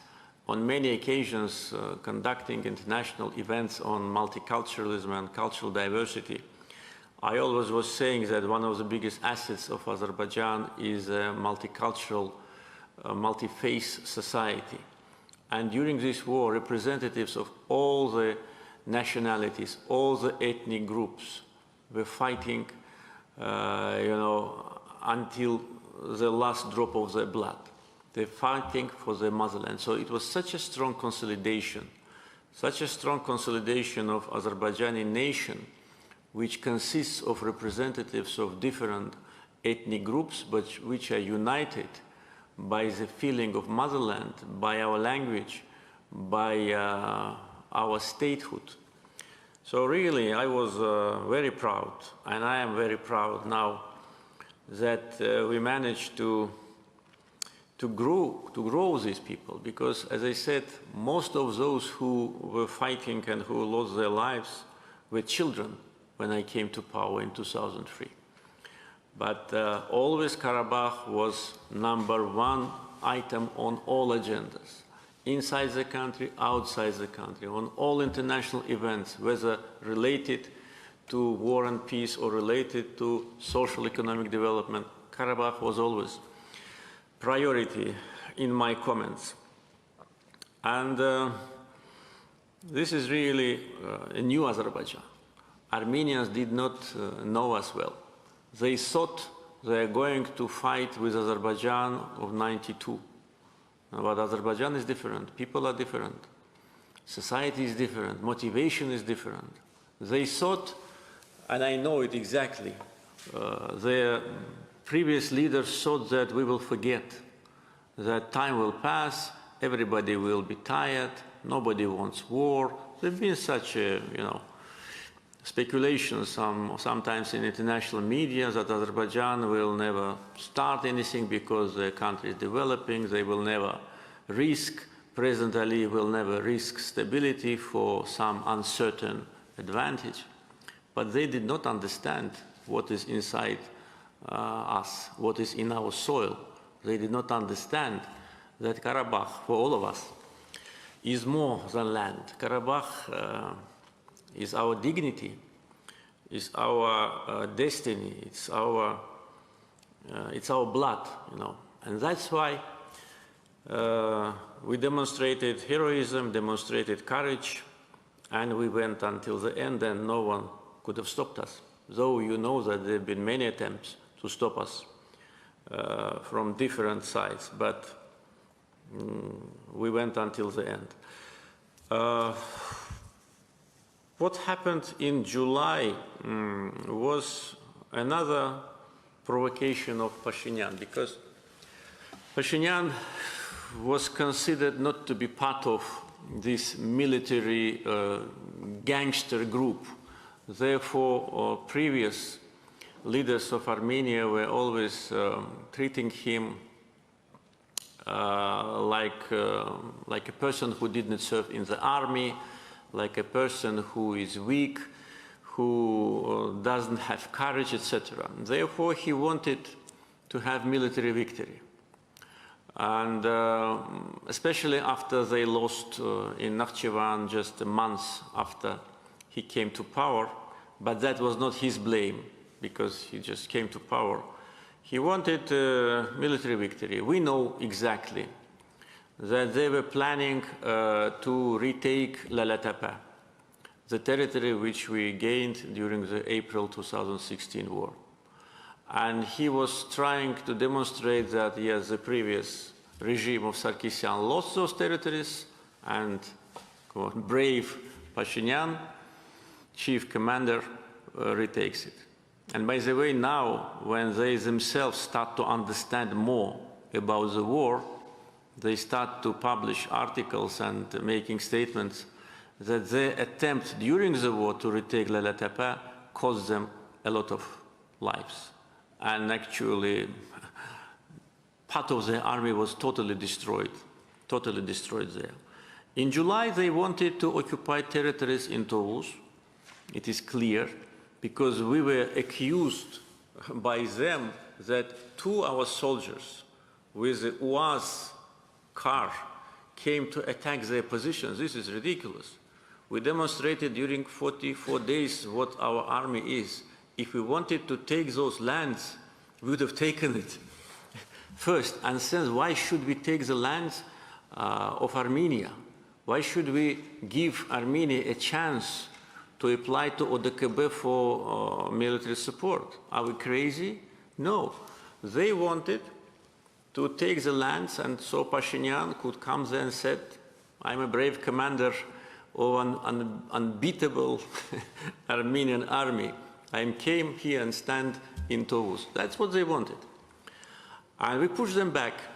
And when we pushed them back, I can tell you even more, we could have moved forward, because they killed our general, they killed our officers, and we had to take revenge.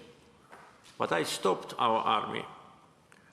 We did not cross the border, we just kicked them out of our territories and stopped. Though already there in Tovuz mountains there was no Armenian troops, we could have easily went kilometers ahead.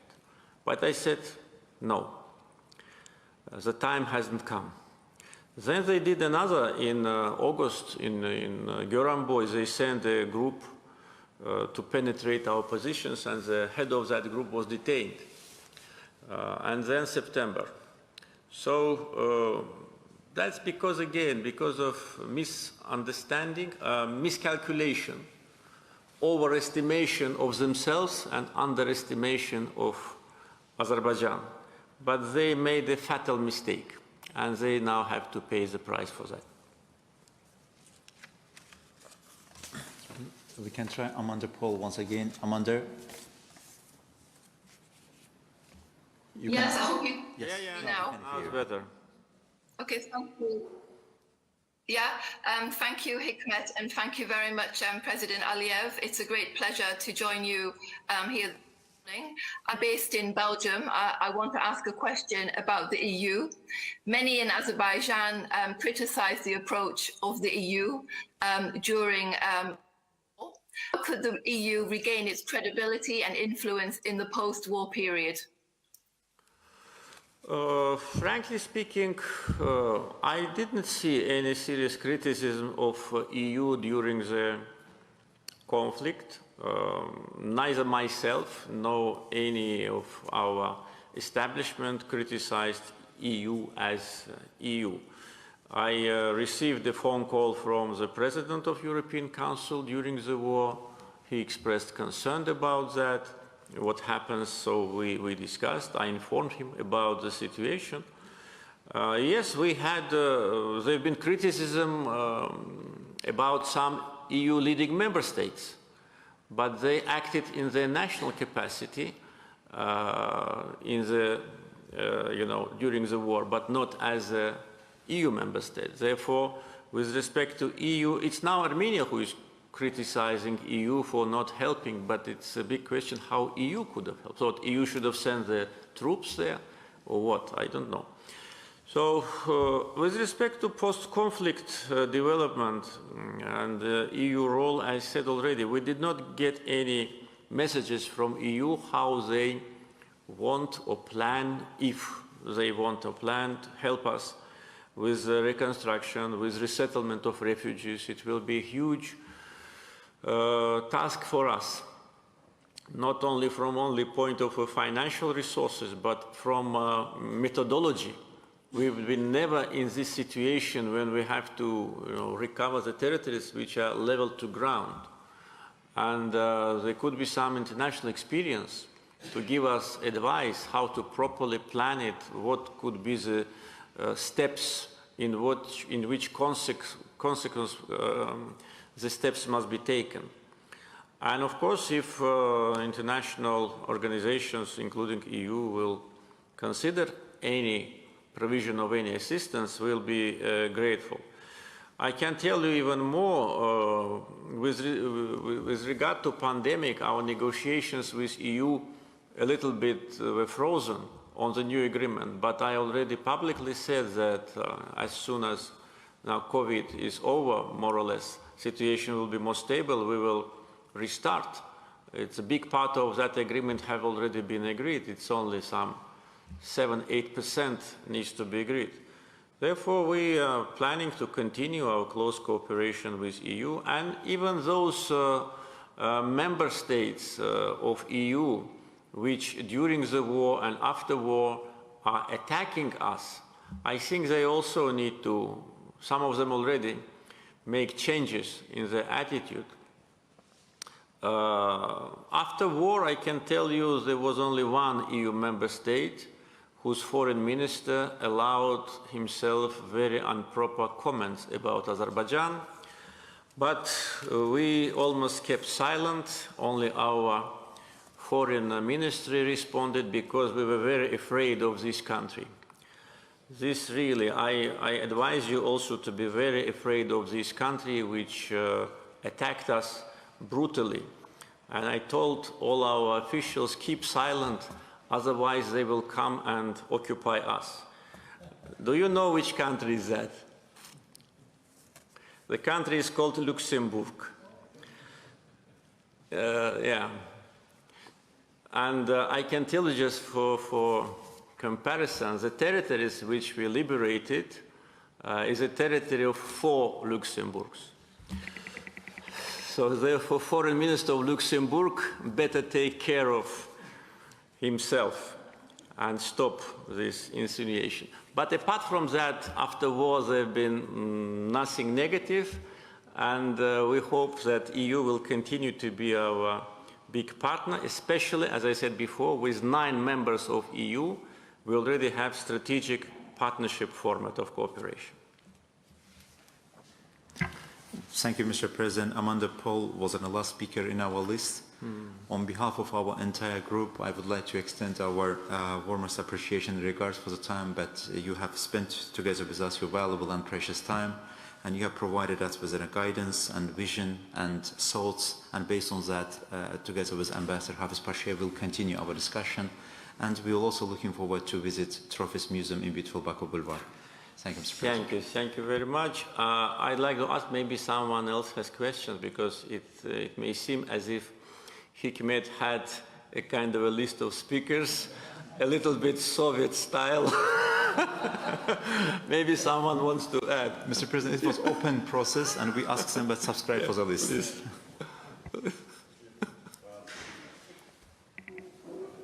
Thank you very much, Mr. President, for being generous with your time. Thanks to your generosity, I have had the opportunity to say a few words and to ask you a short question. First, I'd like to begin adding my voice to the messages of congratulations on your great victory, which has certainly destroyed the Armenian mythology, if you like, and restored not only Azerbaijan's territorial integrity, but also Azerbaijan's psyche and psychology. It has boosted it, which is very important. And I would like to perhaps, as I in our earlier discussion suggested, it would be a good idea for experts and academics to look into the political psychological side of the whole event. You know, how does a sort of delusional psychology work in terms of creating a fake political culture, which certainly influences the policy making in a country like Armenia. We certainly saw it in the case of Greece after, for instance, the Turkish great victory in 1922. They go through enormous traumas, and then it is not easy for those countries to get over those traumas. But, you know, in the end, one way or the other, even if the circumstances and the factors that shape all that are different, one way or the other, they will have to come round to the reality. And I think it would be a good idea on that. And the other thing I'd like to ask is about the restoration of Azerbaijan's territorial integrity. So the war has provided that. But there are some, not sticking points, but do you have a timetable about what to do with the restoration of the Azerbaijan's sovereignty over those little bit of territories, not little bit, but in certain parts of Karabakh area? Do you have a timetable that you may have agreed with the Russian peacekeepers and others, or are you going to take things as they come up in order to restore Azerbaijan's sovereignty, perhaps through a step-by-step approach? But again, congratulations on your great victory, which basically gave all of us great happiness in Turkey and across the region. Thank you. Thank you. Thank you very much for congratulations, for support. We felt support from Turkey, of course, from the leader of the country, from president, from high-ranking officials, from NGOs, from media, from the whole Turkish society. So it was a unanimous, a very strong support, and we're very grateful for that. I think that it will take time for Armenia to adjust themselves to a new reality. Psychologically, they are not prepared for that because, as I said already, they've been manipulated and they've been brainwashed, and they created a kind of a fake history for themselves, which they never had. I don't want to go into much details, but even those their historical heroes do not belong to their nation, whom they pretend to have. And the history of 20th century is completely fake history. And they were trying to persuade each other, and probably the biggest problem is they managed to persuade each other about what they have not been never and what they plan to have. Otherwise, before the war, they wouldn't have, on the high level, president and I think prime minister, were talking about SERF agreement. They were talking about territorial claims to Turkey. One should be crazy, you know, to talk about that and to plan it. And I remember several years ago when then criminal President Sarkisyan was asked at some meeting with young Armenians that when we will return to our ancient land in Turkey. And what he said, our generation achieved this victory, it's for your generation to do that. And now where is Sarkisyan? He ran away from Karabakh. He was there during the war. He came there, but then he ran away, along with Kacharyan, who were considered to be war heroes. They are cowards. And the former defense minister, Oganyan, who lost his leg in the first Karabakh war, and he could have lost his head in Shusha if he didn't flee Shusha just a couple of days before we came. So this is their psychology. And they were raised that they are the greatest nation in the world. They deserve the whole, universal support. Everybody owes them. Nobody knows for what.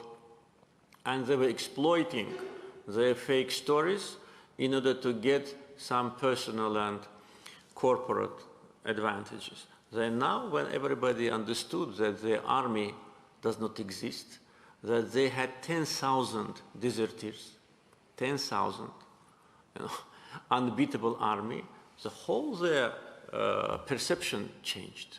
This is a trauma, you're absolutely right, psychological trauma, but who is responsible? Themselves. Not only those who were in power, but the whole society is responsible. They need to open their eyes to understand that they will have to live in this environment. They are more and should be more interested in establishing relations with Turkey than Turkey. Turkey can live with this border closed forever. For Armenia, it's necessary. We can live forever. For instance, we talk about Zengezur corridor. Yes, it will have connection with Nakhchivan, but don't we have connection now? Yes, we have. It will be for them, and they need to make this change. But if you ask me, is there anyone in Armenian political class who would realistically treat the situation? No. Even if there is such a person, he or she will never do it publicly, because immediately will be under attack, immediately will be under fire. He will be called Turk as an insult in their language. He will be called traitor, etc. With respect to the timetable of sovereignty, I think I already said that Nagorno-Karabakh conflict is over. Those Armenians who live now under Russian peacekeeping forces control, as I said before, we consider them Azerbaijani citizens. It's a matter of time of reintegration of this region. We will not, how to say, push too hard, because we've done what was right. And I think these people themselves will understand that for them it is better to have normal relations with their neighbors. And even now, when whole logistical support to those territories goes through Barda and Agdam, once again it is clear that this is a region integrated with Azerbaijan. Lachin corridor did not exist 100 years ago. There have been no roads in Lachin and in Kelbejar until 1930s. People could go only by horses. And of course, this region had no connections with Armenia. It was fully integrated with the rest part of Azerbaijan, economically, socially, in every way, and it will be like that. That's how to say, reality.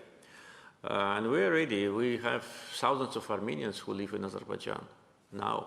As I said, during the war, the sister of the former Armenian defense minister lives in Azerbaijan. And she lived in Azerbaijan while he was a defense minister and while he was, occupying our territories. And no one even pointed a finger on her. This is our culture and our policy. So full integration of Karabakh region is inevitable. It will happen, but we need to do it on time and with maximum patience. Yeah, please.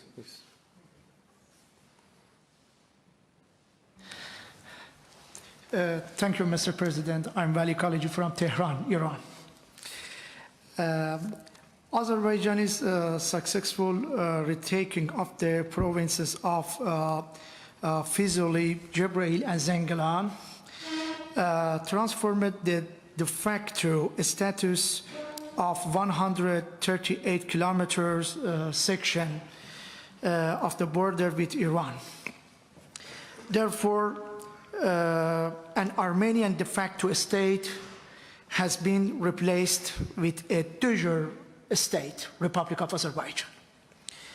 Now we can work each other on different issues, including border management and fulfillment of Khodafarin Dam and its hydropower plant. These developments are positive. But on the other hand, there are many questions about establishment of Nakhchivan corridor to Republic of Azerbaijan inside of Iran. Also, Azerbaijani and Turkish officials have repeatedly spoken about these corridors, especially the non-cutting of the Iranian-Armenian border. Many Iranian people and experts are worried about this corridor. The question is, what will be the real wide of this corridor. This corridor will be only the connection of citizens of the Nakhchivan and Azerbaijan, an internal corridor, or will it become our international corridor?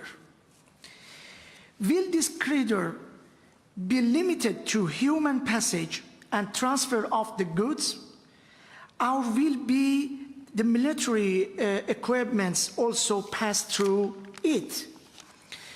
These questions arise from that fact that the boats of 750 kilometers border between Iran and Azerbaijan, and 38 kilometers border between Iran and Armenia, are important to us.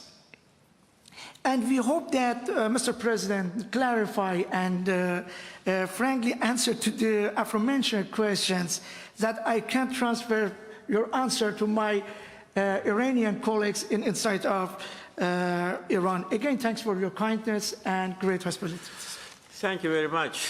You mentioned a very important question, and I want to clarify on our position. Of course, I can talk only on behalf of Azerbaijan, because it's, when it's corridor, it's several countries. Therefore, there should be a consensus on that. But this restored border with Iran opens new opportunities, and you mentioned about Khudafarin water storage and dam. As you know, we signed an agreement with Iran on that during one of my visits to Iran. And unfortunately, here in Azerbaijan, some of our critics were trying to accuse Azerbaijan for that, saying that why Azerbaijan signed this agreement, because Azerbaijan does not control the situation. But they could not understand that by signing this agreement, once again, though in many documents Iran strongly supported our territorial integrity, once again that was a demonstration that Iran considers this territory as sovereign territory of Azerbaijan. And from practical, that's political side, from practical point of view today, when we control the border, Khudafarin Dam is also kind of our joint asset. And already I can tell you that we started to cooperate with Iranian side on creation of the power plant, water hydropower plant of 200 megawatts. And that will be divided by two pieces. And Azerbaijan already with Iran agreed on the methodology of reimbursement of the investments, because all was done by Iran. So we have to repay and put on the table our share. So that also has been agreed. With respect to the concerns of the border, I think these concerns are absolutely groundless.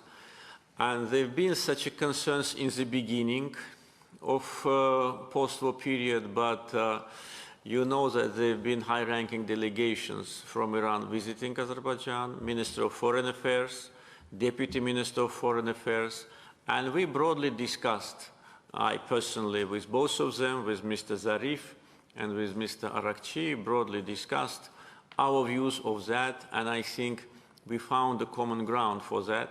And I know that after that, they also had visits to Russia, discussing the same issues, to Turkey, and we have full consensus. So Iran strongly supports this project.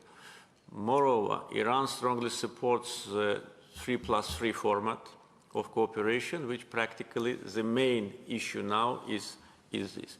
It will in no way cut Iran from Armenia.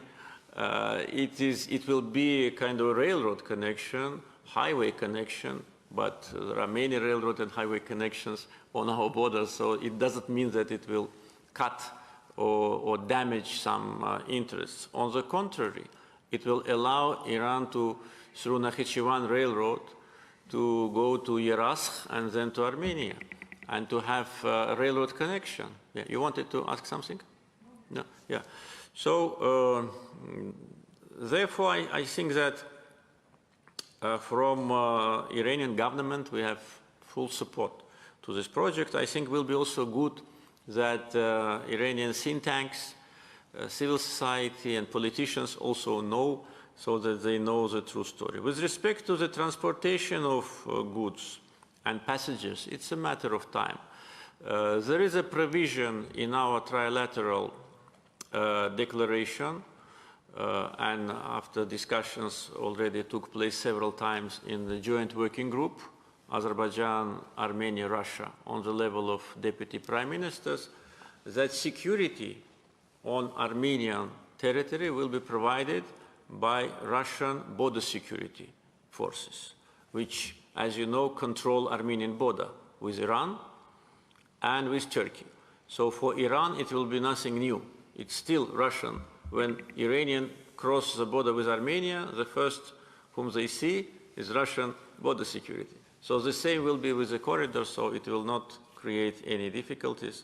And with respect to military or civil cargos, you know, today we supply military cargos to Nakhchivan through Iranian territory by existing lines. So why not through this? It will not make any difference. And plus, the war is over now, so we don't need now to think about that. Need to think about peace. Oh, for me, it's difficult. Maybe Hikmet will continue his... Whether the gentleman over there... Yes, please. Hi, good morning. I'm Stephen Klein from Tel Aviv University in Israel, and I want to thank you very much for your time. My two questions, the first is about messaging. You talked earlier about the solidarity in Azerbaijani society. I think we can see it. I've seen a lot of these signs around the country. Things like Shusha is ours, Karabakh is Azerbaijani. I saw a big sign with the hashtag "Don't Believe Armenia." So I think that it's important. I can understand that from Israel when we've experienced that too. The messaging that comes down to the people, and the messaging has created a very strong commitment towards Karabakh. At the same time, you can imagine. I mean, I've talked to Azerbaijanis who feel hostility towards Armenians, and justifiably so. But it also makes Armenians feel unsafe, particularly those in Nagorno-Karabakh. We know that you can make what's called you can try to make what's called an emotional deposit. You do the gestures that you've done for Nagorno-Karabakh, and with using Azerbaijani territory, it's done as a positive gesture. But when it's done at the wrong time, it can be an emotional withdrawal because they're still feeling the trauma that you've also spoken of and recognized.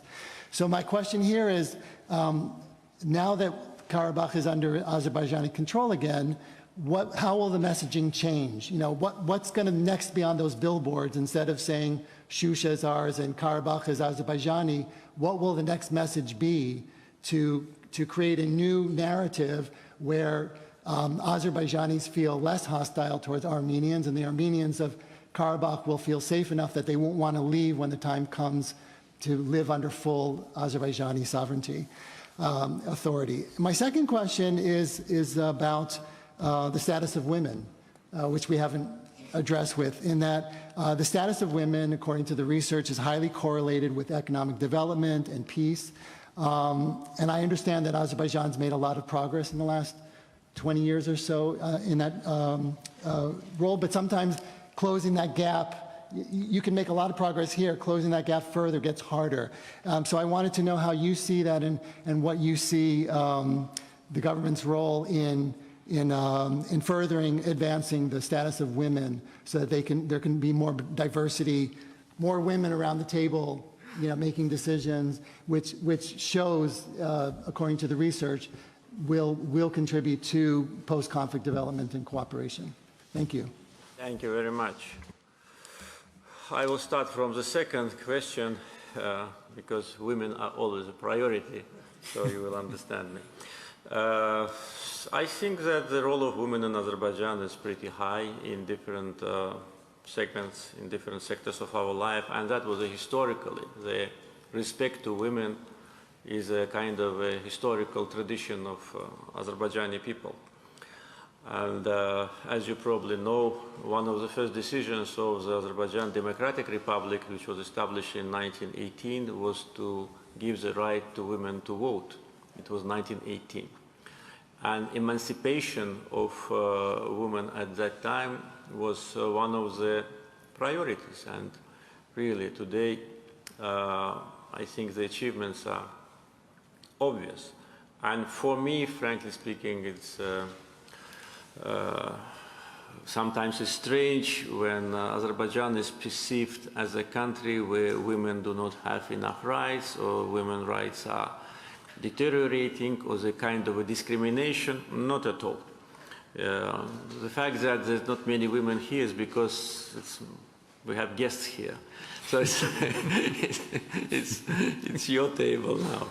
But women in Azerbaijan, they have very high-ranking positions, and you know, chairman of parliament, and even higher position is also held by women.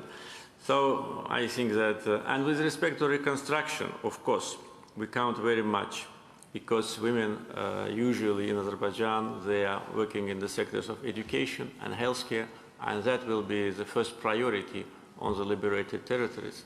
The first hospitals, the first schools, that's what we plan to build in the first place. Therefore, women will be provided with decent job.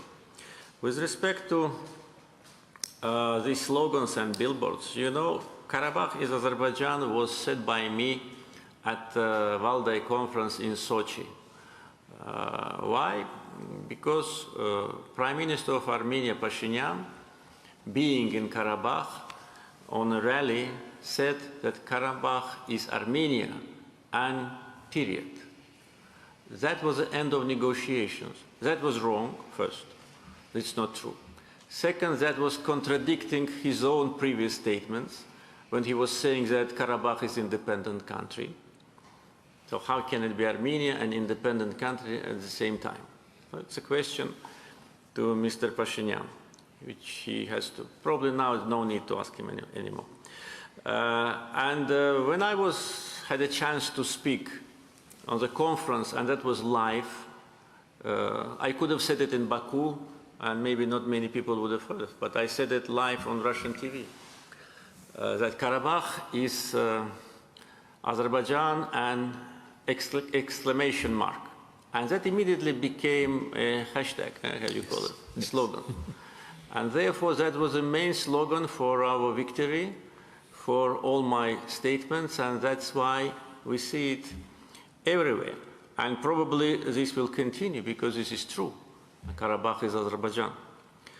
But with respect to the new billboards, I already said about one. We put one, welcome to Azerbaijan, on the road which Armenians consider to be their road, but it also irritates them. I don't know what to write. When we write Karabakh is ours, they are not happy.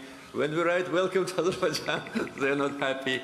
Probably they need to have this post-traumatic period to be treated well, and as I said, by politicians and by international community to guide them to adjust themselves with a new reality. But during the war and after war, we completely refrained from any hostile rhetorics. My comments and statements and messages to Azerbaijani people were always added that Armenia should give us a timetable for withdrawal and we will stop war. And it happened. So we did not do something which was wrong. We did only what was appropriate and on time. Çağrı Erhan, Çağrı Bey siz müracaat edin. Çağrı Erhan, I'm a member of Presidential Council of Security and Foreign Policy Issues. I would like to also congratulate you personally as the Ali Başkumandan of Azerbaijani Army, and each and every member of Azerbaijani nation who won this victory, a highly precious victory. You mentioned Azerbaijani people had Turkish flags among with Azerbaijani flags in Azerbaijani cities, but I'm sure you also know in every Turkish city we had Azerbaijani flags throughout these 44 days of war.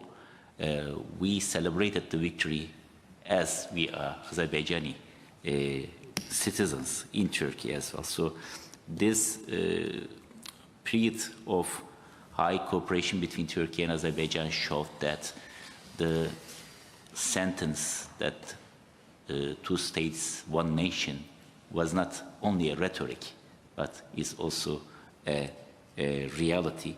And we commemorate late Haydar Aliyev with his leadership in this moment. I would like to ask a very short question. After the current developments and current situation and new dynamics in the region, do you think there is a need for Minsk Group? And what would be the functions if there will be a Minsk Group? New functions? Should they renew their functions and their existence? What is the aim of this 30 or 25 years old group now? Thank you. Thank you very much. Thank you for your kind words and for congratulations. We know that in Turkey our victory was received as a victory of all of us, and we're very grateful for such a strong brotherly support, as I said, from all segments of Turkish society, from ordinary people, from everyone. So we felt this solidarity and support which gave us additional power and strength. With respect to the Minsk Group, I met the ambassadors of the Minsk Group after war, and I told them that when they were asking me how I can see their future, I asked them to give me some proposals, because it was basically Minsk Group, the group which always was giving proposals. Of course, based on positions of Azerbaijan and Armenia, but elaboration of principles and topics on the table were elaborated by them. And of course, the internal, how to say, composition and internal relations within Minsk Group were always their priority. Therefore, first of all, we need to know what is the position of the co-chairs, Russia, United States, France, how they see the Minsk Group future functioning, because it's them actually who are co-chairing this group.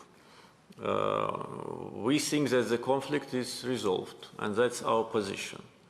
Is there a room for a group which was supposed to help to resolve the conflict after the conflict is resolved? I don't know. At the same time, I am not in a position to say we don't need Minsk Group any longer, go away. No.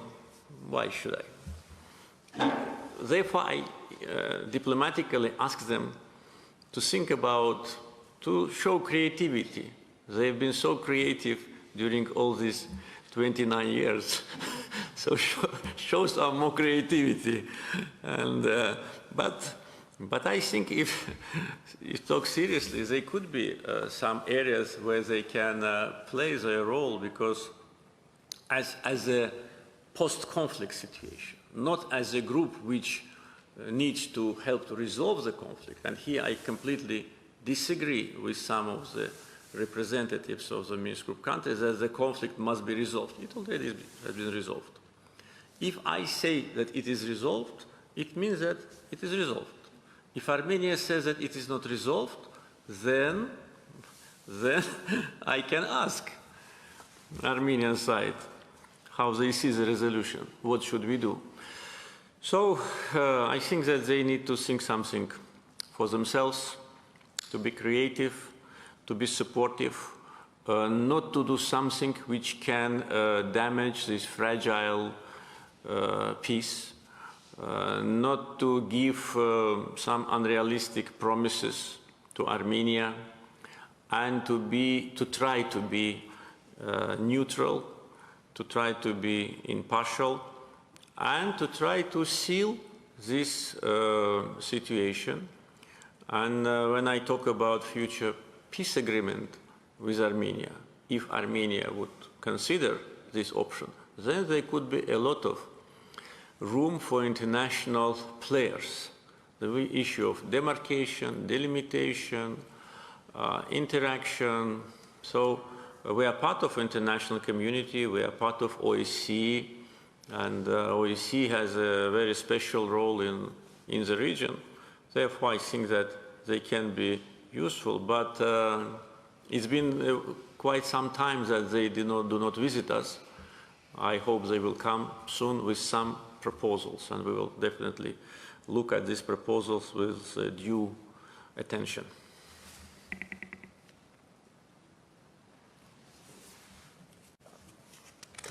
Yes, Taras, please. It was congratulations as well from Ukraine on the liberation of your territories. I don't think it was not just Turkey which was unanimous in supporting Azerbaijan. Ukraine was also unanimous from every political force and every media outlet in the country. That was very, very important. Joking before I say a question, when I've been listening to this very interesting exchange of opinions, I'm wondering whether the Armenian intelligence services were on holiday for the last 10 or 20 years. Or maybe they did not know how to use Google. Perhaps Yandex is not as good as Google, I don't know. But my serious question to you, which I don't think has come up yet, is what to me, and it kind of relates to the previous question on the Minsk group, is the problem with the Minsk group was that the United States was absent from the region under two presidents, so it's not a question of political party, two different parties. And France was biased. Both houses of the French parliament voted in November to recognize the independence of Nagorno-Karabakh. So France was supporting separatism in Azerbaijan and then at the same time claiming to support Ukraine's territorial integrity in the Minsk group over Donbass, over eastern Ukraine. It's a kind of a contradictory, a very strange multi-vector foreign policy. The US here, what would you like to see from the new US administration in this region? Broader than the Minsk group, what would you as the president of Azerbaijan like to see the US become more active, more involved, more on the ground? Is it not time for the US to return? Thank you. Thank you very much. Thank you, first of all, for your congratulations and convey gratitude to our friends in Ukraine who supported Azerbaijan.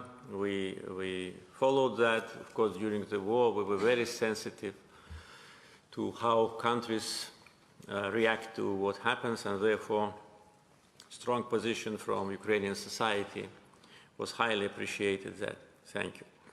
With respect to the questions, I fully agree with you that France was acting on the side of the separatists, and this is true. And I, on several occasions during the war, was talking openly about that. And that was, of course, inappropriate. Because maybe many of you do not know, but I can tell you the story how France became the co-chair, because France was not from the very beginning the co-chair. France became the co-chair of the Minsk group upon the request of President Chirac. He insisted very much, and he was asking my late father many times. And then during my numerous meetings with late President Chirac, always he was telling me the same story, how he persuaded my father to allow France to be co-chair of the Minsk group.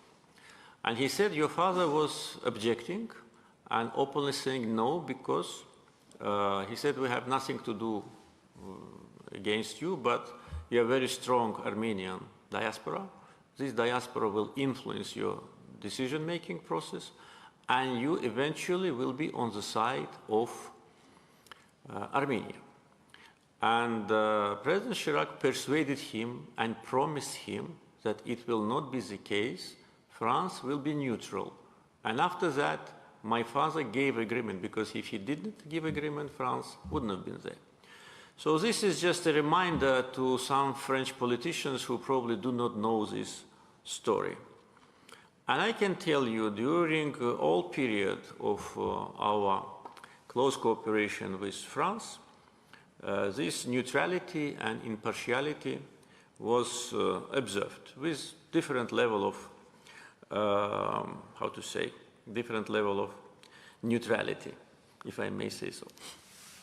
Even I can tell you that when President Hollande was attending a ceremony in Armenia on the 24th of April, the same day he took the plane and came to Baku. The same day. I was at that time in Çanakkale, together with President Erdogan, celebrating the victory in Çanakkale, and it happened that I arrived to Baku later than President Hollande. Yeah. He came earlier, and we met the next morning, and I highly appreciated that, really appreciated it until today.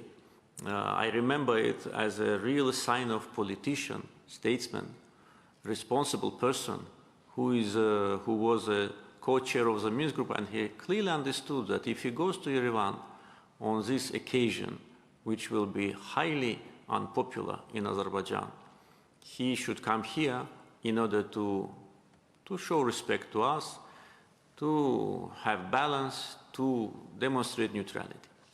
Unfortunately, this diplomatic practice was lost during the war, and even before the war. Unbalanced approach to Armenia and Azerbaijan, from France was not only during the war, it was before the war. And there are many indicators, I just don't want to take much of your time.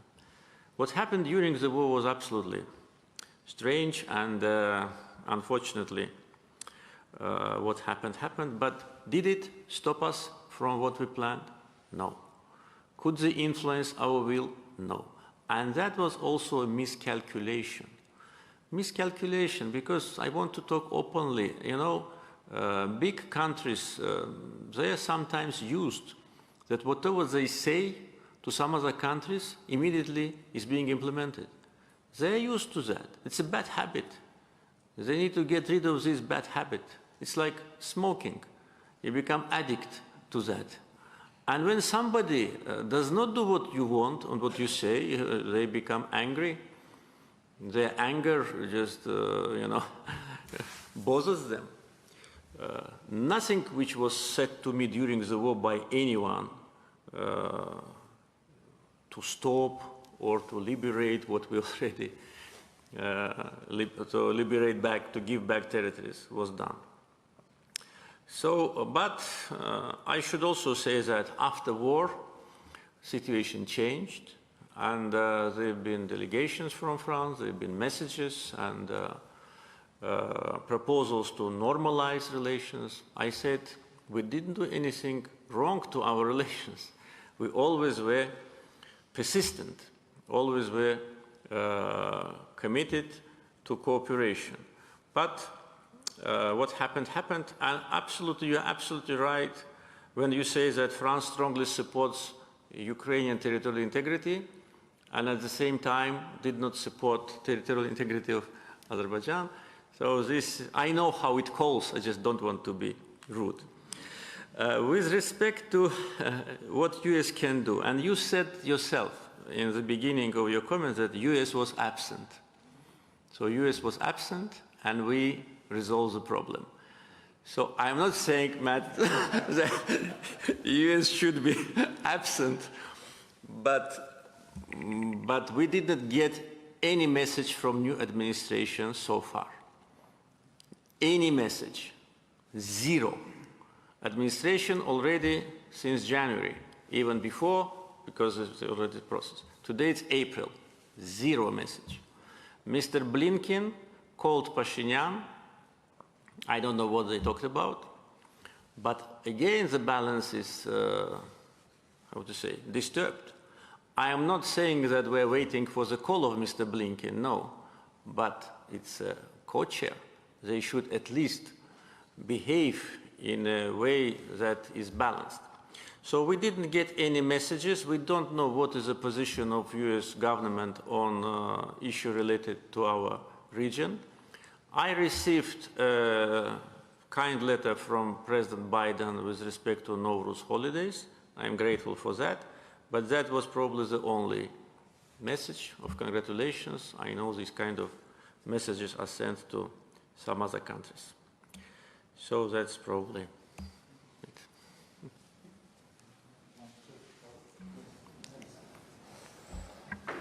Thank you. Ben de tamam. Teşekkürler. Thank you, Mr. President. And I want to congratulate one more time, and we are very proud of you from Turkey, Ahmet Uysal from Orsam Center. And we yesterday visited the Agdam region, and we observed the destruction. Honestly, it was like a war zone without fighting a war. I mean the fighting was not there, but it was like a war zone, and the destruction honestly disappointed us. The only thing they did was dig holes like moles, like köstebek in Turkish we say. They didn't bring any investment, they didn't build anything. It was like a very sad story. And they destroyed houses and theaters and mosques, etc. And I suggest under your, of course, permission, and to maybe you are also thinking of that, an international Karabakh forum, that we can be also part of it or partner to it. And it will attract a lot of Turkish tourists also, academicians and businessmen, etc. Thank you very much again. Thank you very much. Very good idea. I think other can work on that. I fully support its idea, International Karabakh Forum. Good idea with broad international participation, maybe events also here, events in the liberated territories. And you know, what you've seen in Agdam is almost everywhere. Fizuli is even worse, because in Fizuli there is no buildings at all. In Agdam, they kept half-destroyed mosque for two purposes. First, it was kind of a landmark for Armenian artillery to measure the distance. And second, it was an observation point, because that direction of our possible attack was expected by them. And if you looked precisely on the way how we liberated territories, you will see that we did not go directly to Agdam, because Armenians were waiting us there. And they built a very stage defense lines. So there could have been a lot of losses. Therefore, our road to Agdam was opened after, and Agdam was next after Shusha. So we were planning to go there from other side, and as Armenian Prime Minister said, if he did not sign capitulation act on 10th November, they could have had 20,000 losses. I'm not sure about the number, because if they had 20,000 soldiers in Agdam, why they didn't fight? Yeah, it's a question. Why they keep 20,000 soldiers in Agdam while they lose territories which they occupy? But it's another story. But in Fizuli, it is even worse. In Fizuli, there is no buildings at all. Everything is demolished. In Gubadli, they kept only 2 or 3 buildings which they used as a military storage. In Zangilan, they made some settlement in Zangilan. They wanted people to settle, but they didn't have human resources. But also, I can tell you what they've done to Shusha. They always were saying that Shusha is an Armenian city, while it's a relatively new city. It was established in 1752 by Panakhali Khan, who came from Agdam region and who selected that territory as a fortress in order to defend himself, because he was attacked from different sides. And Shusha was settled by Panakhali Khan and ruled by him and his children and grandchildren. until Ibrahim Khalil signed the Kürekçay Treaty with Russia in 1805. And he thought he saves him, his life. But after 1 year, Ibrahim Khalil and his family members were killed.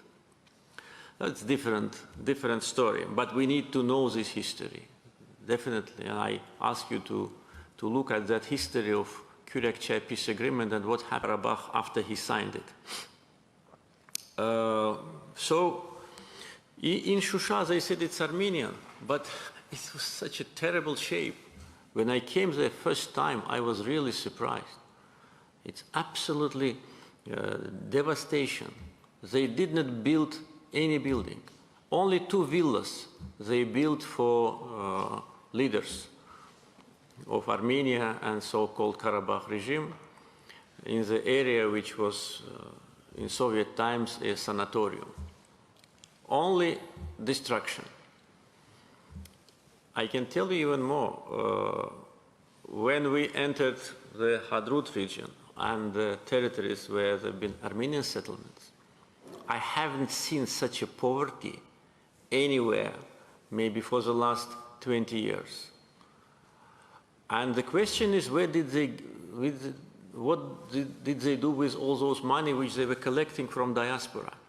Every year they were conducting marathons, collecting tens of millions of dollars in California, in France, in Russia, everywhere.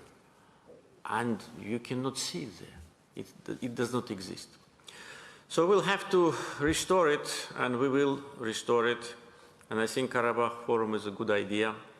So thank you for this initiative.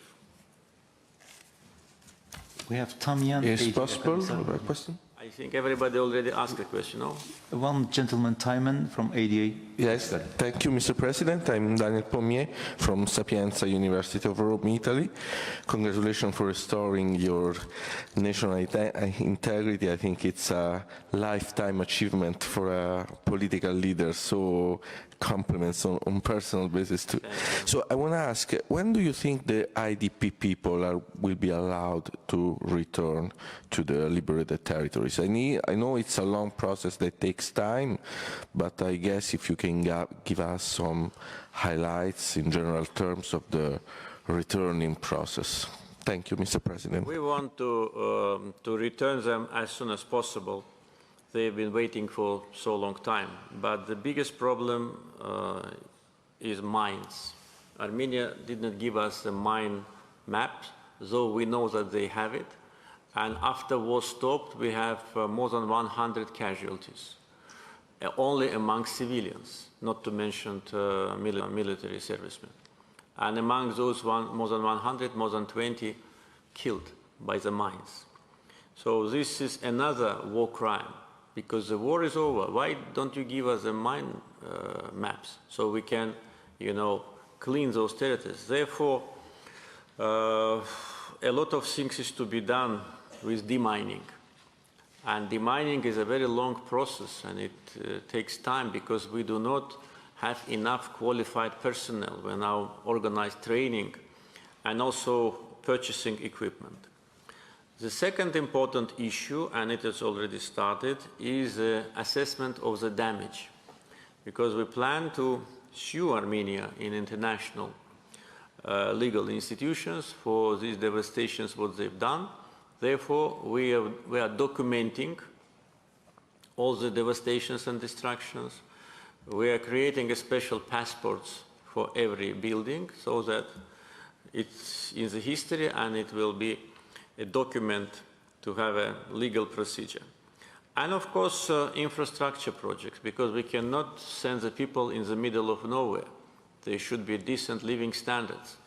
And we already started projects. I can name some of them. For instance, construction of highways already started from Fizuli to Shusha, from Shusha to Jabrail, from Horadis to Zangilan, from Barda to Agdam. All these are already in the process. The budget have been approved. Power generation, the lines, already the line to Shusha have been built. Now power station in Shusha will be opened soon. And as I said, maximum 2 years, all Karabakh will be, electrified, and we will have access capacity. Then water supply. There is no water pipes. If people go there, what they're going to eat, what they're going to drink, how they're going to have their, agricultural activity. We need to plan properly, and city planning, of course, because everything is level to ground. Therefore, there will be new city planning projects. It's also now in the process. We started immediately, and I can tell you that the first city planning project which we will approve is Agdam, and other cities also. We started already one pilot project in one of the villages in Zangilan, Smart Village. I think the beginning of the reconstruction will start maybe next month, maybe in June, and hopefully by the end of the year, that pilot project can be already implemented.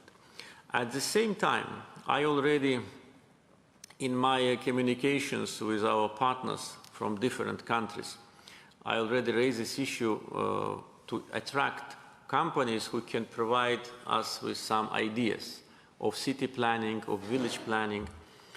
And we want to invite these companies to work with us because our construction capability is not enough to rebuild this territory. As I said, for Luxembourg, we have to rebuild. It's a serious task. Therefore, it's difficult to say when all of them will be returned, but they will be returned in stages. Most probably, the return will start from those villages which are situated close to infrastructure. For instance, in Agdam, Fizuli, Jabrail, they were easier to bring lines of electricity and water. And slowly, slowly, we will continue. At the same time, we are building now, we are planning, not yet, planning to build an airport in Lachin, because to get to Lachin is not easy. We need to have a cargo plane there in order to develop. And the road to Kelbejar also is being built. Existing road now is under control of the Russian peacekeepers. We are using this road, but sometimes it is not known when and how. Therefore, we need to build a lot of tunnels because the height of the mountains is 3,500 meters, and these roads did not exist before. So, again, I am a little bit difficult for me to say exactly when, but in stages, probably, hopefully, starting from the next year, first IDPs already must be settled. Good luck and God bless you. Thank you. I would just like to break the protocol and say one thing. Yes. Actually, we had arranged live coverage of this conference in Pakistan through your Facebook page, and a lot of young people are watching. Yeah. And they just texted me to tell you that your leadership is not only the source of motivation for the Azerbaijani youth, but for the youth in Pakistan also.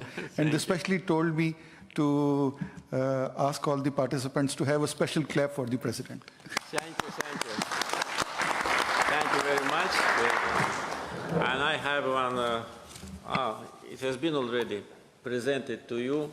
It's the first edition of what we've done about the former look of the cities and